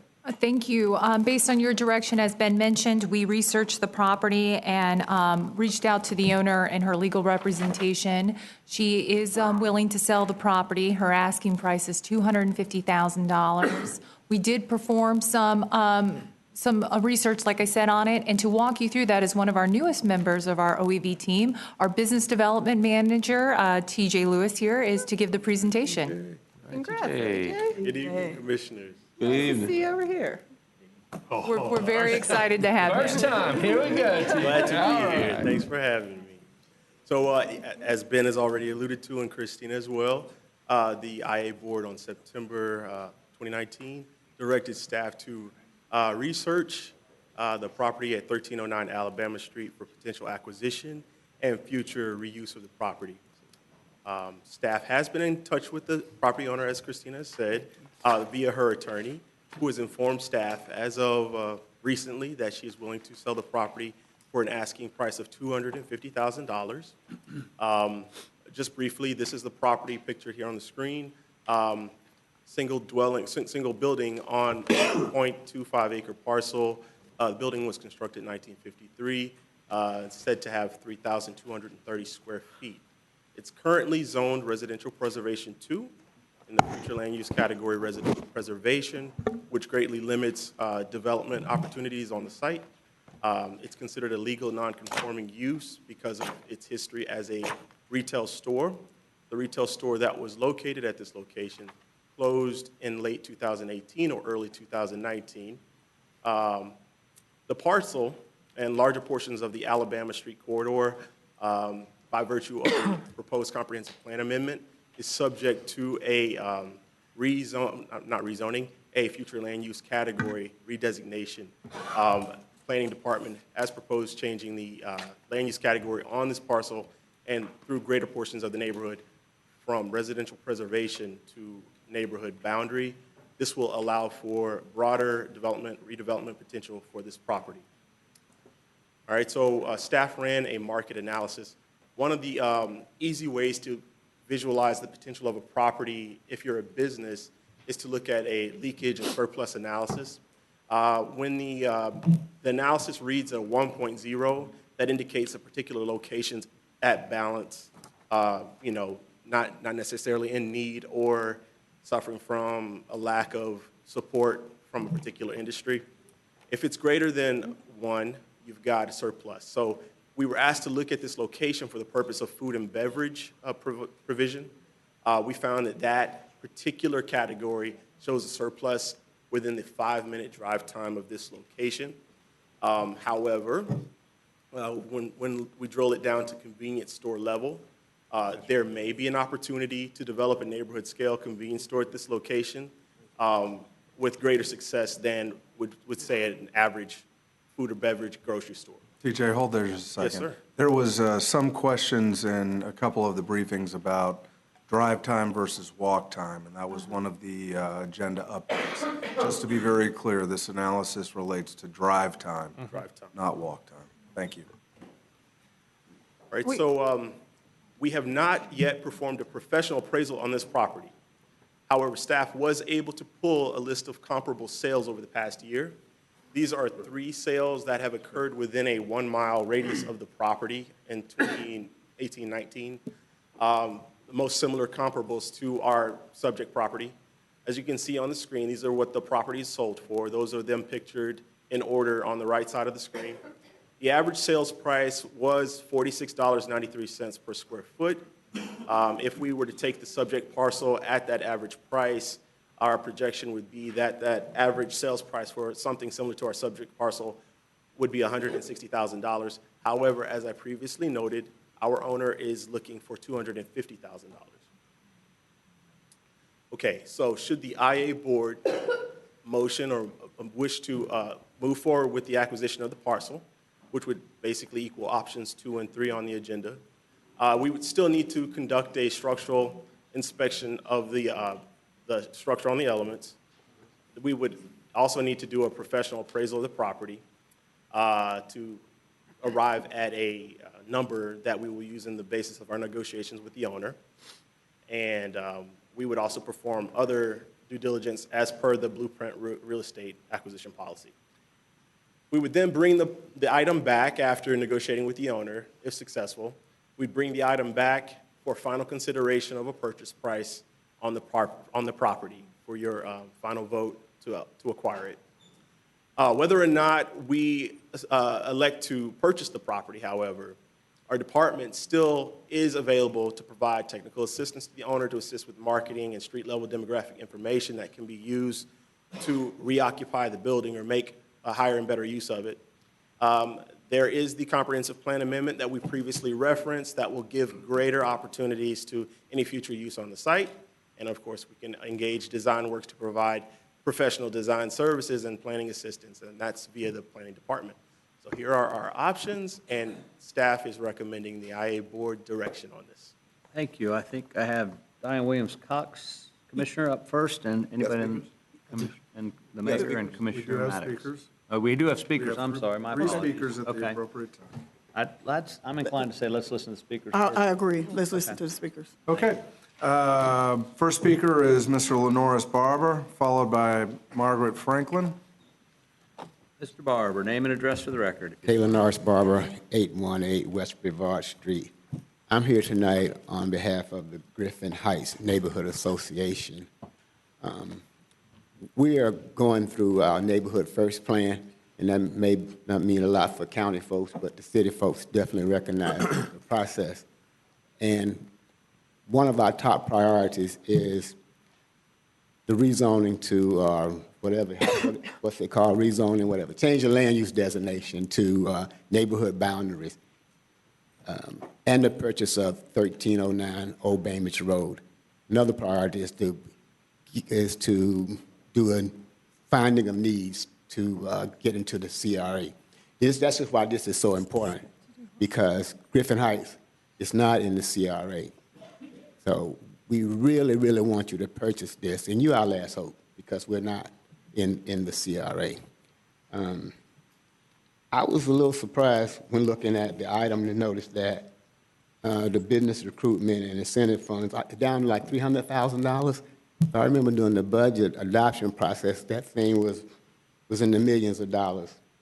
So we hope that you save a little bit for us. Neighborhood boundary is very important because we want to repurpose this building as a grocery store. And I'm gonna be very frank with you. I looked at the analysis, the walk shed analysis, and even though Tennessee Street is close to the neighborhood, and there are grocery stores down there, but Griffin Heights basically has no grocery stores. There's very few businesses. The only businesses in Griffin Heights is churches and drugs. So if all of the resources, all the dollars are being taken out of Griffin Heights and being spent in another adjacent neighborhood, the economy of that neighborhood will never, ever grow. So we need businesses, and we definitely need a grocery store. There's a line in your staff analysis that reads, "The Economic Development Strategic Plan does not provide support for establishing neighborhood scale businesses are reducing crime. Now, when I read that, you know the message I get? The economic development plan totally ignores economically stressed neighborhoods. I think it's time we revisit the economic development strategic plan. And with that, I close. Thank you. Thank you, Mr. Barber. Next up. Margaret Franklin, followed by Mr. Rodney Landers. Ms. Franklin, name and address for the record, if you don't mind. Margaret Franklin, 1101 Missionwood Lane, Tallahassee, Florida, 32304. Well, I'm here in behalf of the Griffin Heights community. I'm one of the vice chairs that have worked on this project for over a year now. And I also grew up in the Griffin Heights neighborhood over on Bennett Street. That's where I grew up. My family still has the property there, plus apartments over there, so I'm very much in tune to what happens to that community. And as a child growing up in that community, I can tell you there was a Bennett's grocery store. There was Mother Stevens grocery store.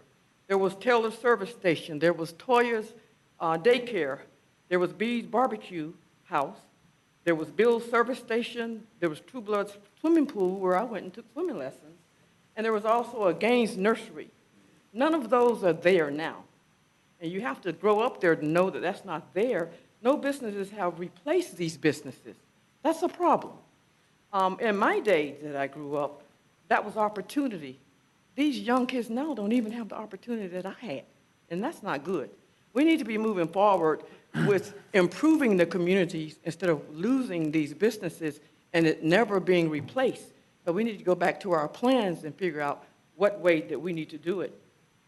These economic empowerment, businesses, re-putting in those many businesses out of a neighborhood that I grew up in, we need to find businesses so that they can have jobs. They can get experience. You know, I went 7 years in college, and nothing I studied compares to the experience that I had in my father's grocery store. So I would like to see a grocery store there. There's so many things that you can learn there. Something as simple as how to deal with people. That is what we're missing in the minority neighborhoods. They don't get jobs and experiences, so they don't know how to talk to people. They don't know how to, work across the aisles and deal with everybody. This is really important, and they will not get that without getting jobs, so we need to get jobs for them. Also, I'd like to say that one important thing is in a grocery store, and I will share this with you, my dad gave loans, monthly loans to people that got a check once a month. And these are people that could not go to a bank and get a 30-day loan until they got their check. So he gave them loans so they could get groceries, buy toiletries, and these type of things. Having a grocery store there, they would be able to get loans that they can't get anywhere else if it's a neighborhood grocery store because Sally Sue knows that person. So that would be very important. Kids will see working people working to make money legally. That's important for that neighborhood, to see people not making money selling drugs, making money seeing people working legally and learning jobs. Please consider a grocery store in that area. I just cannot tell you. I'm here today who I am because of the experience that I was blessed to have a father that owned a grocery store, that I could get that experience. And so many kids today, they don't get that same experience. So for economic empowerment, I'm for that. And I beg of you to look in the different neighborhoods to try to put more businesses so the kids can get, that look like me, can get experiences that they can't get anywhere else. Thank you, Ms. Franklin. Final speaker is Rodney Landers. Rodney, name and address for the record, if you don't mind. Rodney Landers, 674 West 4th Avenue, Tallahassee. Third generation Lake Jackson, and I attended the original Lincoln High School, not Old Lincoln, and Griffin Middle School. Nonetheless, I've been in that neighborhood for a very long time, and I've seen it change significantly.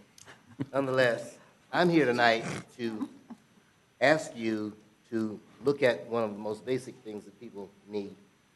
I was told by my uncle many, many years ago that the needs of the people are the same the world over, at different levels and in different degrees. Food is one of the most basic things that people need. Everybody in this room needs food. To tell you the honest to goodness truth, there's no food available to buy in 32304, and specifically at Alabama Street. In addition, which we may need to talk about another time, there's no gas for your car, there's no babysitting, there's no washateria, there's nothing. And so, as a result, as one of the prior speakers said, it results in the monies that people have are sucked out of the community, and the community itself thereby is suffering. I would suggest to you that this store, which started out as White's Grocery, that was the guy's surname, that didn't really mean what it was.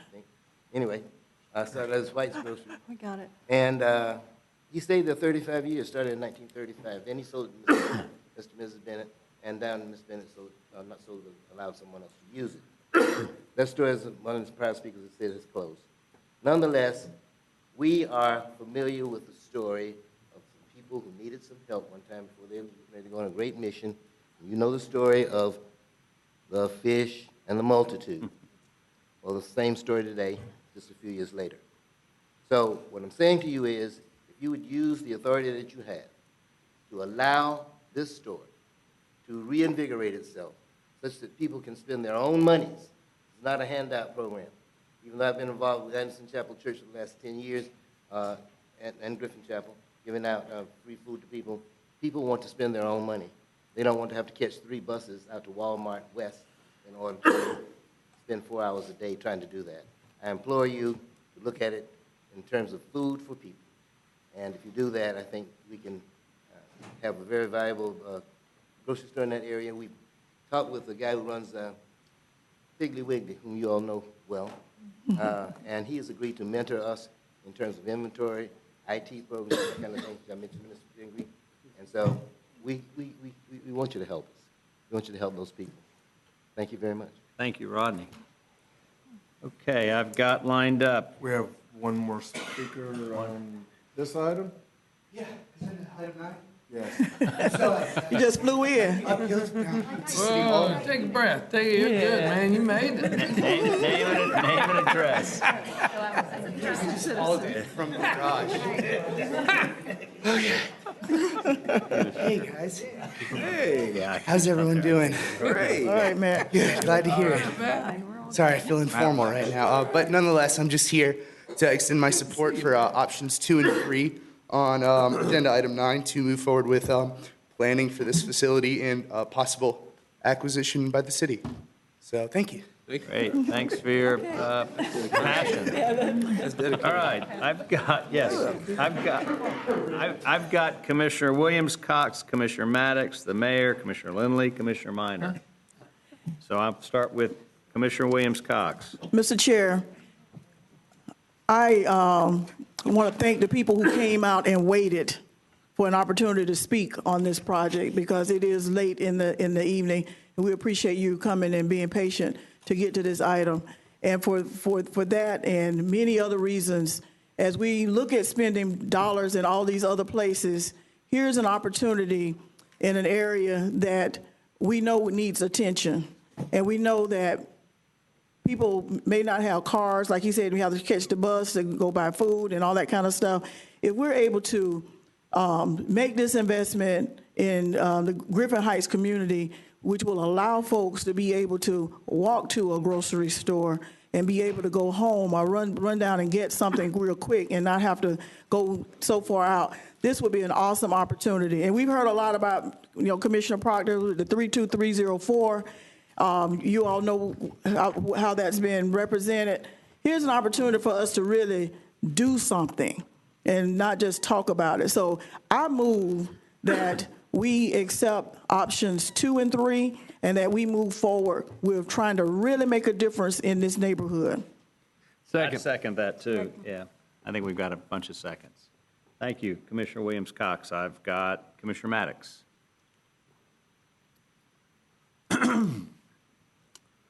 The item speaks specifically to just the purchase of the property, correct? Actually, according to what's listed in the option, it says to direct staff to move forward with a professional appraisal, title inspection, and other applicable requirements, Yeah, I understand. The part I was getting to was, I heard the conversation about the grocery store, and I'm trying to figure out, okay, so if the purchase of property happens, maybe this is what's worked out later, who holds possession of the property? Is it Blueprint? Is it the city? And then once that happens, do we have a grocery store that's ready to go in immediately, or is this something that we hold on to, maybe give a loan to start a grocery store? Like, is there a plan there behind the whole idea of a grocery store, or do we hold it until the time is right for a grocery store to come in, or one desires the property? I'm a little unclear on that. Yes, sir. Daniel, Okay, so I got a few thoughts. Start with who would buy it. At this point in time, it would be joint. It would be utilizing the IA's funds, so it would be OEV that would acquire, or Blueprint, if you will, the Blueprint Intergovernmental Agency that would buy the property. Let's talk about use. Back up there. Let's talk about the status of the property. The property, and I've only inspected it once. It'll have a professional inspection. We'll do it by the book. It's going to need some work. That's not presented here. So now let's talk about potential uses. If options 2 and 3 are approved here, direct staff, I'm looking at option 3, to conduct research on best practices, public engagement, which is something that the city has done similarly with the CRA. We would do that, and we would come back to you with the following items, I believe. 1, hopefully, an appraisal that's done. That's not hopefully. 2, hopefully, a purchase and sale agreement, whereby the owner would actually agree to sell it at the appraised value, not at her desired price. 3, an analysis of what the building's condition is in based upon that appraisal. 4, an analysis of what could be done there, which includes, I'm running out of fingers. 6, the fact that it's non-conforming and the steps that we're taking to make it a conforming use. And then 7, what would it take to activate that space to, with an estimate, what would it take to revitalize it so that it's up and going and it can fulfill the purpose that this board at a future point in time would dictate that you wanted it to be? You didn't, I don't think you asked my question. So basically, we would purchase it, we would hold it. We would do all this stuff that we're talking about that you just said, and then we would hold it. Or are we talking about running a grocery store? No. Okay, so we would hold it until such time, huh? Until such time somebody comes and they're ready to purchase it. But we would just get the piece of land ready in the building ready. Redevelop, yes, sir. Redevelop. All right.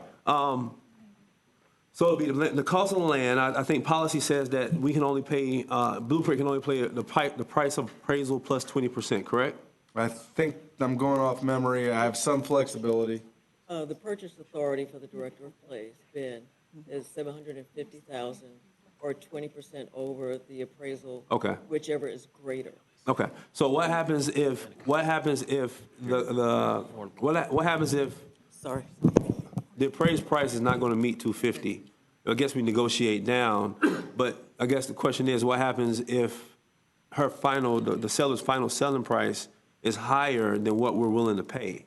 Well, option number 2 would have me bring back an agenda item with a purchase sale agreement. I'm not going out and buying anything. Yeah. But what I would do if the 2 options on the table pass is I would go out in good faith, conduct the appraisal. You'd have given me the authority to do that. Utilize that information to speak truthfully with the owner and see if there was an agreed upon price, hopefully to bring that back before you. So when we went back to sell the property, will we attempt to sell it at a price that will make the organization whole?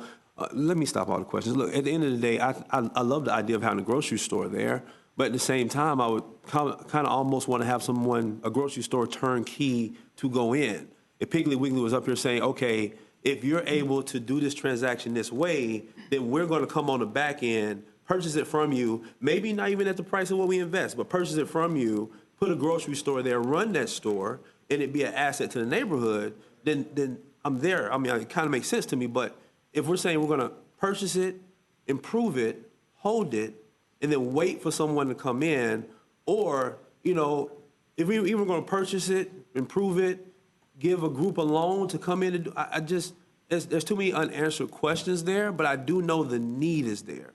So I'm trying to convince myself as to how it makes sense to do now versus us going out there to see if there's any interest by a Piggly Wiggly or anyone else to come in, have that grocery store there, and then we start to do whatever we have to do to make it happen. It's a Mr. little Chair, bit on point, Yeah, Commissioner Williams-Cox. if we don't do something, someone else will come and do something, and it won't be what we want them to do. So we can decide to be proactive and get some additional information, continue to add meat to the bone, or we can just leave it like it is and let the neighborhood continue to decline and let others come in there and do stuff that you will collect no tax dollars on. You will have a public safety issue. You got a neighborhood eyesore, and who knows what could happen in that abandoned place. It's on a street across from a very nice home on the corner next to a church, and there it sits as an eyesore, full of code enforcement violations. So we can either turn our heads and look at the multi-million dollars that we're spending in other places, or we can try to do something. It's not. We got a lot of. I know. One thing. I'm not suggesting we turn our head. I'm suggesting we have our ducks in a row as to what's actually happening once we actually turn the key on this thing. I mean, if we're going to purchase it and hold it, I think we do three, that. Commissioner, is if you look at three, I think that's what they're talking about. Let's figure out what best practices are. Okay, well let's figure out what best practices are, and then talk about purchase. I'm trying to get there because I really want this to happen, but I don't know that we're ready for it yet. Okay. I don't. All right, well, let's go around the horn here and see what everybody else feels. Mr. Mayor. Great questions, by the way, Commissioner Maddox. And Commissioner Williams-Cox, Mayor Pro Tem, thank you for your leadership on this issue. Let me also bring to the table, and first of all, would like to offer to our colleagues at the county, the city, both as the city and sitting as the CRA, has done a tremendous amount of work, and we are investing a lot of time, energy, and money, quite frankly, into the Frenchtown, Griffin Heights neighborhood. We've got some exciting things. And so one thing that I'd like to do outside of all this is, if you are interested, have Wayne Tedder, who is our acting executive director, come and give a full briefing to the county at some point in the near future on all of the activities of the Frenchtown CRA so that you're very well versed, and the Southside CRA for that much as well, the two neighborhood plans, because it's really exciting stuff. If he did it now, would it give clarity to some of my questions? Well, it will help explain a lot of what we're concentrating on. And one thing that we do know is that we do have a severe problem with the food desert in this area. Yeah. I do think that the acquisition of the property is appropriate. I do agree that we have to go through the appraisal process. I mean, we've got our laws that we have to follow on how much we can actually offer. I do think that we can get creative with some solutions. And I agree with Commissioner Williams-Cox. We're going to find a solution to this, okay? We are going to turn this into some type of a food market, because I think that the energy is there. I think that the drive is there. And I think that we just need to get creative on how to move forward. Now, I would love to see us move forward today, do the appraisal, title inspection, try to work out all those kinks. It's going to come back to us. Commissioner Maddox, it might come back to us and we decide that this isn't the appropriate body to buy it, but it's appropriate for the CRA to purchase it. And then we move forward from there. It might be more appropriate for Griffin Heights, isn't it? I mean, excuse me, that's right, it's not in CRA, but the City of Tallahassee, excuse me, to purchase it in the ongoing efforts of what we are trying to do within the neighborhood. It's late, I'm sorry. You all understood what I was saying. It's good to have 3 or 4 pots of money to buy. But do you understand what I'm saying? But I would say at this point, we do move forward with the title search, that we do move forward with the appraisal to see where we are and make sure there is a clear title and that it is possible to move forward. So I would definitely support the motion on the no decision to purchase today. It's just moving forward formally with the process. Perfect. Thank you, Mr. Mayor. We've got Commissioner Minor, then Commissioner, you through? Yes, and then Commissioner Dozier, and Commissioner Matlow. You forgot me. Oh, I'm sorry. Lindley. Commissioner Lindley. Commissioner Lindley was actually first up note-taking here, so Yeah. Commissioner Lindley is up first. Only if she decides to stay around. How could I miss the dropping name tag that everybody's? I was loud. Who's dropping names? Okay. I think we have all been talking about a food desert in this area for a long time, in CRA and county and city, so I don't think there's any doubt. what I don't hear is anybody actually got a plan for a grocery store, so it's a great idea, but so that is really a vague, it's a lovely idea, but right now I don't see anything at all that says that would happen, any more than anything else. Also, we only have $343,000 in this pot for this kind of investment, incentive money. If it turns out that Mrs. Bennett, the seller, wants $250 and we somehow get there, we're pretty much draining it for any other projects. It might be similar. In a way, I think we might be just opening the floodgates for other people to come in and say, oh, we have another idea too. So we have to really be scrupulous about how we evaluate this. So definitely, we absolutely have to get it evaluated very closely with an appraisal. Honestly, Mr. Mayor, why isn't the city buying this property? Why isn't it? It's not in the CRA. Sure. It seems like it's legal, but kind of a stretch. Is it just like we decided, well, Blueprint's the only other place? I don't understand. Why isn't the city looking at it? If it's part of your Frenchtown overview? That's a good question. For me, I want to see Commissioner, the numbers. the only answer I could give you is it's before this body first. It's on our agenda Really? It first, hasn't and that come we're up going to- through this okay. process tonight. So at least let's go through and do a title search and figure out what the appropriate direction is. Can you simultaneously bring it up at a city commission or instead of here? Honestly, that seems like the more direct route. If that it's is the part of will an of this overall- body, I am committed to the project, but this isn't the appropriate body for the city commission to make motions to bring back to the city commission. We need to do that in a city commission meeting. So if it's not the appropriate time and this body decides not to move forward, then I'm sure that the city commission will take appropriate action.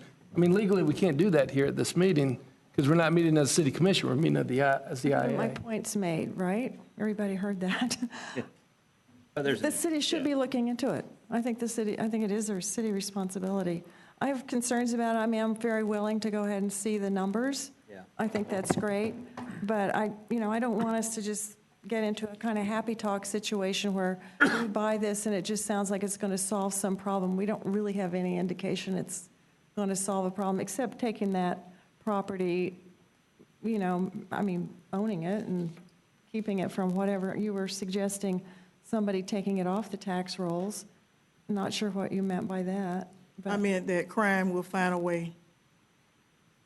You mean burn it down? No. What? Yeah. Anyway, All right. I've got a lot of concerns. I'm okay with moving forward at this time to this extent. Okay. And I think it'll come back for us. I don't think we're really moving in the direction of a solution. Okay. I have Commissioner Minor, Commissioner Dozier, Commissioner Matlow, and then circle back Commissioner Williams-Cox. Commissioner Proctor. Oh, and Commissioner Proctor, sorry. I'm sorry. All right, thank you, Mr. Chair. Just in the last few minutes, I kind of did just a quick little analysis on my phone just to kind of get a sense for some quantifiable numbers on the food desert aspect of this. So it sits right between Riley Elementary, which is a 9-minute walk to the west, Griffin Middle School, which is a 13-minute walk to the east. I use walking because a lot of people in Griffin Heights, they walk. As I think the 5-minute drive radius is very helpful, but I also think the walking is also really important. Grocery stores, the Winn-Dixie on Tharp actually closed about a year ago, so that was a huge amount of harm to that neighborhood. Lucky's is a 26-minute walk to the southwest. Publix on Tharp is a 30. Lucky's is Lucky's closed. closed. Oh, yeah, but I still, whatever. It's unlucky. It's unlucky, yeah. It's unlucky. So yeah, my point, you're making my point for me. Publix on Tharp is 32 minutes walk to the northeast. You got some restaurants that are 15, 25 minutes away. So this points to what we all know intuitively, which is that this is a food desert. Commissioner Lindley has some very good points. I think you are right on the money on that, but I don't want to let this go by. As a county commissioner, as I'm sure the city commissioners, we don't want to let this go the way that Commissioner Williams-Cox is thinking, as has talked about already. What I would probably, if I could just wave a wand myself and try to think about how this might transpire, it would be great if the city commission could review this. But barring any action by the city commission, this does come back to us. I would like to have it come back to us for us to take a look at. I feel like we need to do something about it and have some type of creative say and with the neighborhood on what this ends up being, I don't want to just leave it to its own devices, because that's not helpful to the neighborhood. That's what I want to avoid. I don't have a real solution in my head, but I know that there's something we can all do, whether it's the city commission or here as Blueprint, to address it. Thank you. Thank you, Commissioner. Commissioner Dozier. Thank you, Mr. Chair. I'm disappointed if this is going to get bogged down into whether or not we agree there's a problem. It is how do we best approach this challenge and so many others in our community.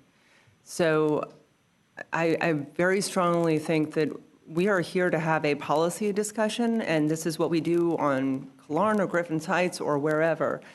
And I don't think anyone at this table is downplaying the issues, doesn't think, and nice from our former Second Harvest director, good, quick analysis, and you did a fantastic job when the Winn-Dixie closed last year, kind of raising some attention there. This is a critical issue. I have the same questions that Commissioner Lindley, Commissioner Maddox raised. I think this is kind of cart before the horse, and forgive me, Mr. Mayor, based on the after-action report and what I was asking about for projects that align, and we just decided to have any other information as attachments, I don't want Wayne to come over and visit us at the city. Now, we miss him in planning department, but that information, visit us at the county. I want that information at this body. I want that information brought back here. I would have loved a full analysis of what you're doing in Griffin Heights. I've wanted to know that anyhow. So my point on the last item was exactly this. Give us the full scope here from CRA, from what the city is doing, from whatever, so we can put this in context. Because I've got multiple meetings this week. I'm reading a tremendous amount of agenda items. I'm not reading all your agenda items, forgive me. I try to pay attention, but that's exactly the type of thing I think should be brought into this body. So that's just first. Second, I believe that CRA, you all discussed the shelter property this week. Is that right? I was on the CRA when we purchased that property, and it's been years waiting for a plan to be developed. Good intention. I was there, I made the votes, we're working there. But this is a limited fund, and I think we're getting ahead of ourselves with moving to appraisal. So, Ben, I'm going to ask you a question now. Yes. The appraisal, the title search, the assessment of the building, that all costs money. Do you have an estimate for how much those services would cost? I'd say 5 to 10. $5,000 to $10,000. Pretty liberal. When we have, from Shushan to everybody else, wanting our support, I'm not sure at this, today, we're ready to move forward with an appraisal and spending that money. I would like to make, I was thinking of a motion for option 1 and 3 because like other comments, I don't want to leave this sitting. I'm not making that motion quite yet. I think our strategic plan workshop is a good place to talk about the goals. I think working with the neighborhood, this is why I was looking at option 3, and having an opportunity to hear fully what CRA and the city are doing may get me and others comfortable with this. But to purchase the property with the good advocacy from the neighborhood, the issues that we all want to address, I want a little bit more before we move forward. So how about this? I'd like to make a motion for option 1 and Motion on the table. I'm sorry, a substitute motion, thank you, a substitute motion to direct staff to, I don't know, and we can't conduct all the research, but bring us back a lot more information based on what's happening through CRA and others. I'm willing to work with this motion, but I don't want to let this die today. I want it to come back to us for discussion. There's enough interest in that. But this would also, to my good colleague at the end of the table's suggestion, give the city, you all time to talk about this. With due respect, we've got a limited pool of money in the economic development pool. And if we are going to get into purchasing neighborhood property, Norris, you made a good point. It says it's not in the strategic plan, right? Well, we got a strategic plan workshop on OEV coming up in March, is that right? Mm-hmm. Yes, ma'am. This is not the only building that could benefit, or the only neighborhood that could benefit from this type of action. I didn't fully make the motion, so I know I didn't get a second on it or May I anything like that. suggest- Oh, you, May I suggest Yeah. just option 2, if you kind of did the first half of that, because I'm interested in a professional appraisal, even if it's 10,000 or whatever it is, title inspection, getting some numbers on this and what it is in accordance with our real estate policy, but don't, and then also going back to the research, the best practices, public engagement, but just not bring the agenda item back saying, and we're going to vote on whether to buy it or not, to just delete that. I mean, I think that just gets us in more of a mode of a further policy discussion with some information, with some numbers about the We got dollar. we got a couple more people. And getting some more Yeah, community. we got a couple more people that need to speak. Mr. Chair, and I appreciate, I mean, let that would me, be a variation. yeah, let me say this. Point of order. All right. I'm sorry, Commissioner Williams-Cox, we're still in the, You two are having a conversation while the rest of us are waiting to get Right, in. yeah, that's. I'm sorry, let's ma'am. Wind your comments up and Yes. let's get everybody get their chance. I think that's exactly what happened a little while ago. We're all struggling with this. So I am trying to come up Land it, with a. please. Please, land it. We have people in the queue. Thank you, ma'am. I think you Commissioner shared Cox. comments several times, Commissioner Williams-Cox. I am struggling with this. I understand. We need a plan before we go and purchase property. It is the best option for the neighborhood to do some due diligence on the plan. If this motion passes and we do the appraisal and everything first, that would be fine. But I do not think this is the appropriate posture for this board. It's a slippery slope. So I can't support the motion without additional steps for the city to consider this, for additional information to come back to us, this board from Wayne, as you suggested, Mr. Mayor, on what the city is doing, and a plan moving forward. Because there are too many properties in this community that could qualify for this, and we will be out of money and not create a lot of jobs. Thank you. All right, thank you. We've got Commissioner Matlow, Commissioner Williams-Cox, Commissioner Proctor, Commissioner Bryant. Please let Commissioner Proctor speak before me, because I've already spoken on the item Okay. before. He has not. Commissioner Matlow has not spoken. Okay. Thank you. About a year ago, the Tallahassee Democrat had John Daly selling pub subs, and I think we're moving in the right direction. First off, this agency, we're. What was that? You remember that? No. You don't remember that? Anyway. I thought Commissioner Matlow wanted to open a grocery store. Yeah, there was that. I did. To the point of which body this should come to, this is economic vitality. There's nothing more essential to a neighborhood's economic vitality than a source of fresh food. We talk about the drive distance and the walk distance. I think a lot of people, especially in this neighborhood, know the difference of how far that is and how long it takes to get groceries home. I'm sure a lot of the children in the area can tell you how many bags they can carry on each arm as they walk home from the Family Dollar, or they did walk home from the Winn-Dixie before there was literally nothing left in the neighborhood. So I don't think, I understand what we're doing, but let's talk about a juggernaut, how big of a investment that is. It's the biggest that you can do. We're talking about 1/10 of that, but we're talking about an impact that's very much real to the community that it would go into. And I think if we can connect it at the lower level and the highest level, from magnetic field to the individual neighborhood, we're serving the entire community.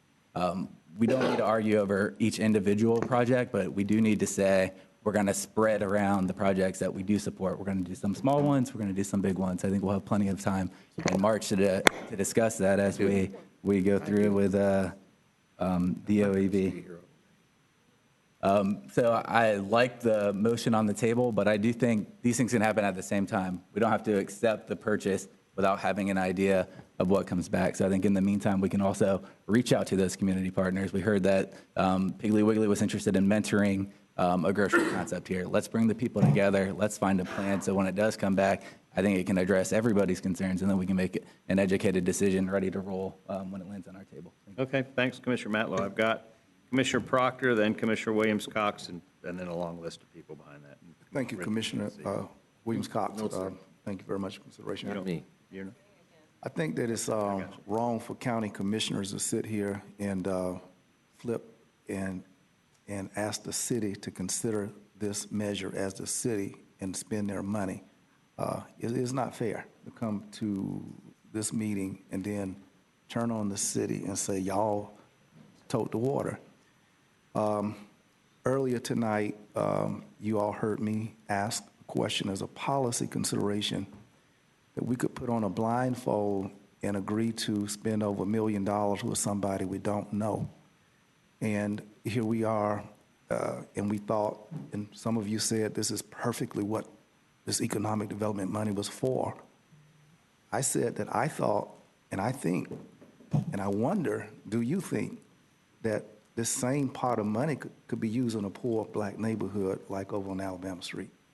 And maybe it's just not what you envision it's supposed to be spent for. And I thought and had hoped that these kinds of projects could come to this table and not have to be taken off this table because they're not from out of town.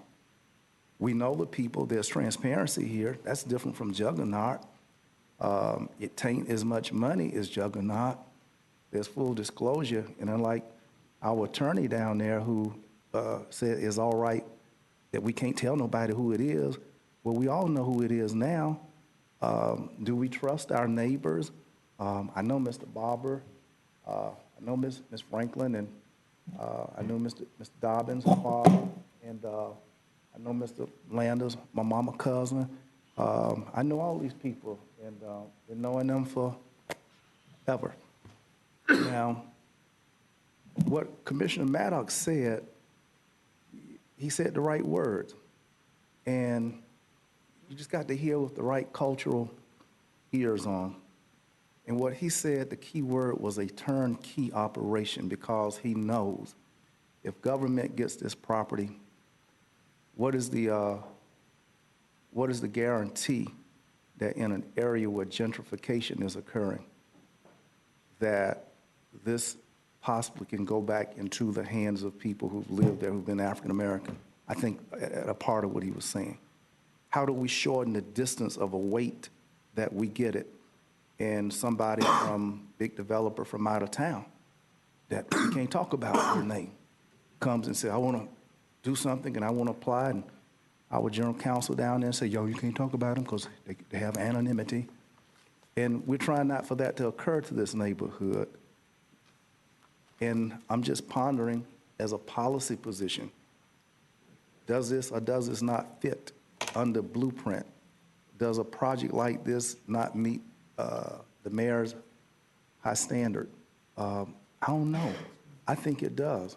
And I think that it's wrong, too, to punt projects that Commissioner Dozier don't like off the table, and there's no room in the end.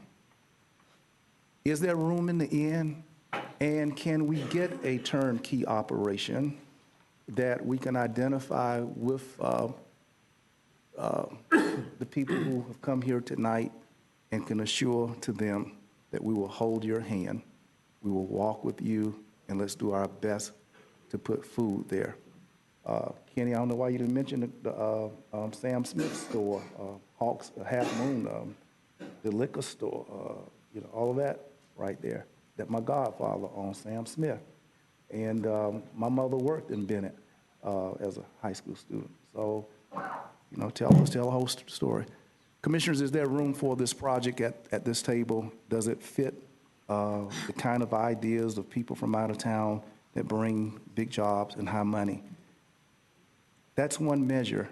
I think that what I heard Margaret saying tonight, and I don't know how you compare sociology exactly to economics, she said children having a role model, learning responsibility, seeing food in a business, reputable legal business, she talked about images and what that would do for entire area. And I honestly don't know the value of how much that is worth. But Ben can measure how many jobs, how much it pays, blah, blah, blah. So I will support, what's the motion right now, 2 and 3? 2 and 3, yes. 2 and 3, and I think 2 and 3 belongs in front of this body. I hope these people that we already know can get and is worth some money, just like people we don't know is worth some money. Thank you. Ben, you want to weigh in real quick? Just very quickly, and just hearing all the good discussion and acknowledging all the moving parts here, hopefully, if this is helpful. So we are definitely 2 and 3 on the table, completely understanding some of the concern about the actual acquisition of the property. Just to be very clear, we have the budget available to conduct everything that's included in option 2. On the grand scale of thing, it is a modest sum to conduct that type of an activity. And to be clear as well, we will not be going forward with a irrevocable sale agreement under any of these options. So it will all come back to you. The city's still having time to look at it independently. This body's still having time to look at it independently. And frankly, if we bring it back at the very next meeting, if we can get it done by then, we still would have had the workshop before you would consider this item. So you can have the larger conversation on what the economic development strategic plan is. It's a living document. Should it be modified, et cetera. So hopefully that just helps frame a little bit, if not provide some comfort for the option that's before you. All right, Thank you. we're getting ready to take a second lap here, so I just want to weigh in real quick, and then I'm going to hand it off to Commissioner Bryant. I think Commissioner Lindley makes some valid comments about there's some hesitation here, but the reality is what's been proposed at 2 and 3 doesn't commit us, as Ben just pointed out. We're not so far down the road. I think everybody agrees something needs to be done in this neighborhood, and if we can help be the catalyst for that without spending too much time and effort, then let's at least explore that. I would reserve the right, if we come back here, to say, guess what, it isn't more appropriate for the city, or guess what, we can't come to an agreement, it's just not going to work. But I'm fine taking that first step and see where we take us.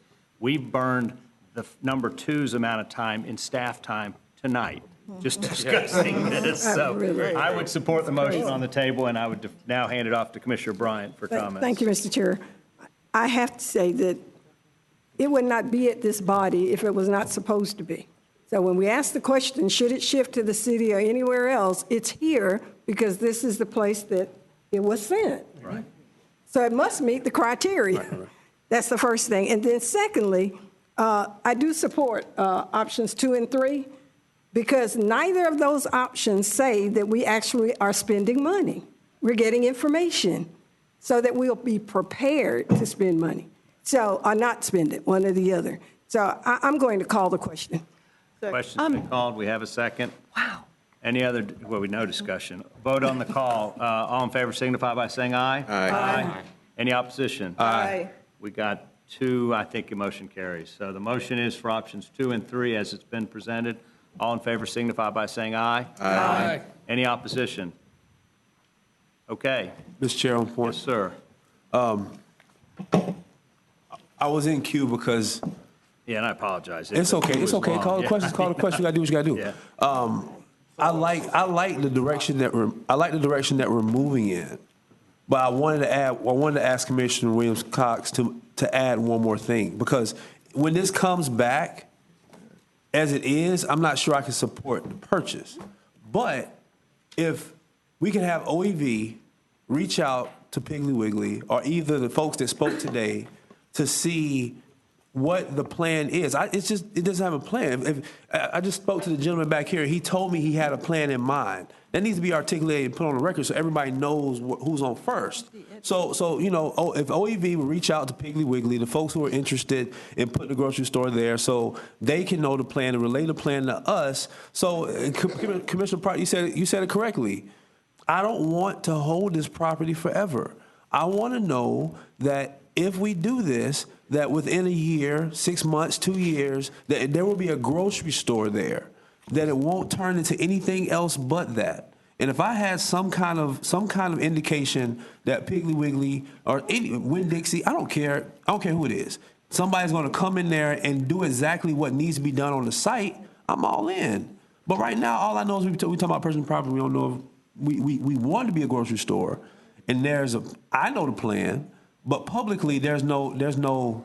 Our staff hadn't went and gotten anything to say that we're going to help them, and this is the way it's going to happen. It's going to be a store there. So I don't know if it needs a motion, but I would like for OEV to reach out to Piggly Wiggly and those interested in this and see if we can't come up with a good, solid plan to give us some certainty that within a year or two that there's going to be a grocery store there. Thank you, Mr. Chairman. Just to clarify, I will interpret option number 3 in terms of conducting research and best practices to not only include outside the community, but also inside. And a good real estate appraisal on a commercial piece of property would include some of that, too. So, Mr. Commissioner Chair. Matlow and Commissioner Dozier, but we got 2 more speakers that want to speak and citizens be heard. We're officially done unless we keep making motions, yeah.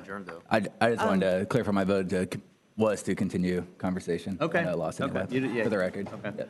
Commissioner Dozier? Mr. Chair, I wanted 2 quick clarifications. One, based on the action item, will the information about Griffin's Heights and the good work the city is doing and the CRA is doing be included in the next agenda item?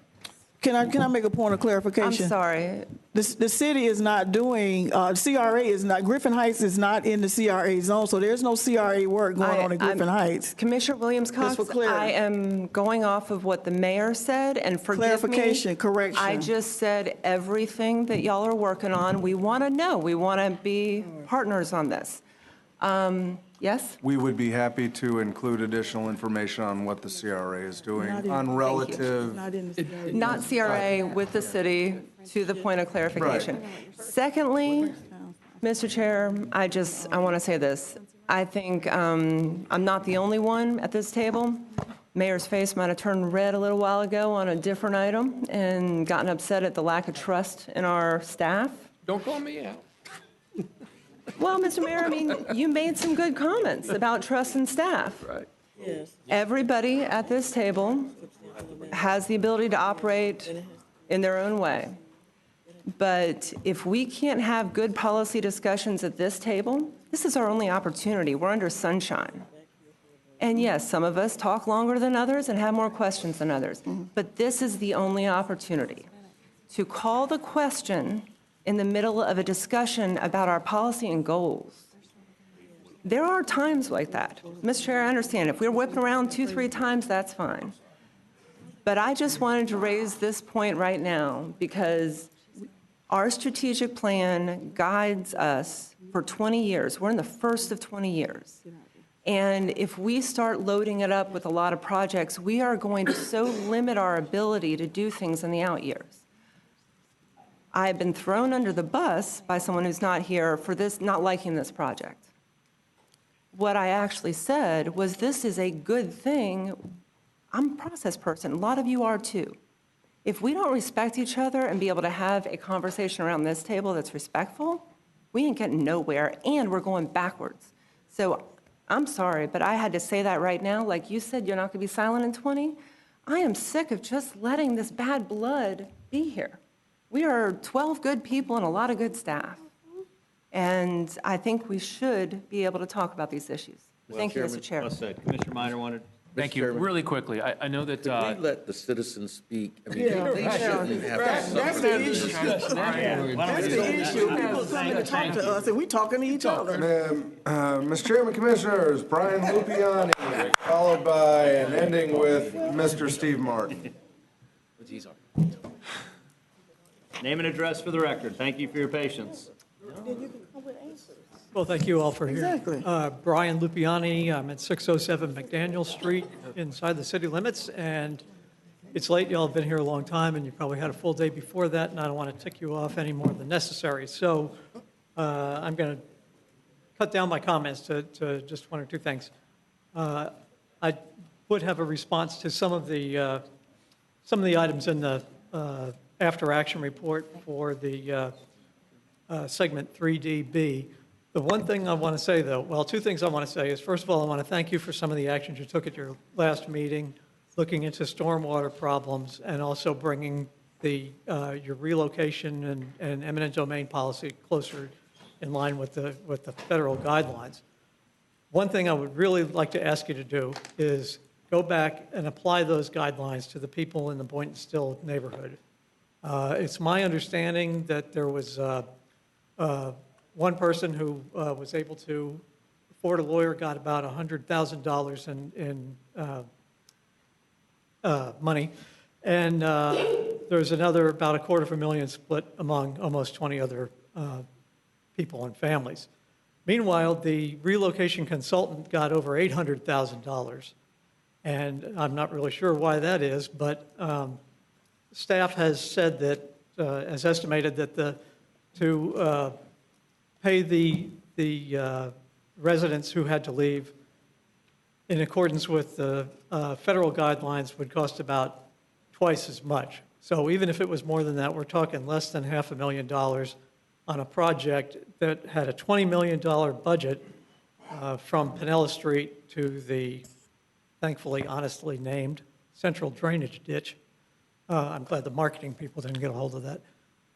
So I really think that it's something that's a small price to pay to treat these people with dignity and make them whole. Thank you very much. Thank you. Thank you. Appreciate it. Thanks Next for up, waiting. who's got? Steve Martin, come on up. Back to Walani. A week ago Sunday, I couldn't help but notice an article in the paper. I'm sure you're familiar with this. Boy, if this didn't kind of add to my suspicions and affirm what I have kind of thought all along. Lots of secrecy and lack of transparency in getting this whole development through. Yeah, this Northeast Gateway is just one chapter of it. And yeah, when I read this, it just answered so many questions. There's been so many special measures taken. I just couldn't understand why they kept being taken, not just for the family with the annexation of the land, but with this developers who has had numerous violations, has gone out and destroyed areas. I'm talking like Sand Co Mining with Woodhaven, all the neighborhoods along Centerville Road across from Canopy. You've got neighborhoods out there in Summerbrook, Brookside Village with Ox Bottom and Moore Pond, where there have been lots of people speaking out against it. And every time this developer gets his wishes, every single time. And I've just wondered why. And boy, if this didn't help answer that. We've got people behind the scenes. I've never heard of this guy. I've heard of others who I think are behind the curtain who weren't mentioned here, holding puppet strings. And we've got puppets, some in front of me, some behind me, and some not in this room tonight. But we've got puppets. Now, I've spoken to many of you about this, have requested to speak with everybody back in 2008, 2009, before the public hearings, then again in 2014. One person who's not in here now refused to speak to me. Two other commissioners who are no longer commissioners, one city, one county, refused to speak to me, which just gives me added reason to wonder what's going on behind the scenes. What's going on? I've spoken to some of you directly about an appointment to the Planning Commission back in, I think it was 2011. I pointed out that on his application, he did not point out his conflicts of interest. When I pointed that out to the attorney with the Planning Commission and the county, it wasn't long before he actually was removed from the Planning Commission, only to come back about a year later, having revised his application and listed those conflicts of interest and got reappointed. Now, I've spoken to you individually, have had differences, but every time when I run into any of you who I've spoken to before out of your office, it's been a pleasant exchange. I hope that continues. But believe me, I'm not going to mention any names specifically, but I think some of you know whose names are in here, why I might think that you have been puppets for this developer. Thank you for listening. Thank you, Steve. Have a great evening. Rick, you wanted to weigh in real briefly before we gavel? Real quick, thank you, Mr. Chairman. This is about 20 minutes old, but it's probably still relevant. You said it was 20 minutes. I was going to gavel the meeting. No, 20 minutes ago. we've talked a lot about purchasing the property, trying to encourage a grocery store. While we were talking, I got a text from a nonprofit manager here who said, listen, there are a lot of nonprofits that'd be interested in using that place, either short-term or long-term, as a food pantry site, a place where people can have legal services, maybe rudimentary health care. It could be that type of center for us, either in the short term before a grocery store has bought it, or in the longer term. So I thought it was important enough for us to mention that. Thank you. It's not just about a grocery store that we need to find a buyer for. It could also be something short-term or long-term for that. And I know on point there is policy that talks to us letting nonprofits or giving property away, but there's also we can also lift that for that, so good point. If we extend the promise zone, that's another discussion. This would be that extended promise zone. All right, So, by my records, we're done. Am I right? Yes, sir. Thank you. Have a great evening. Mr. Chair.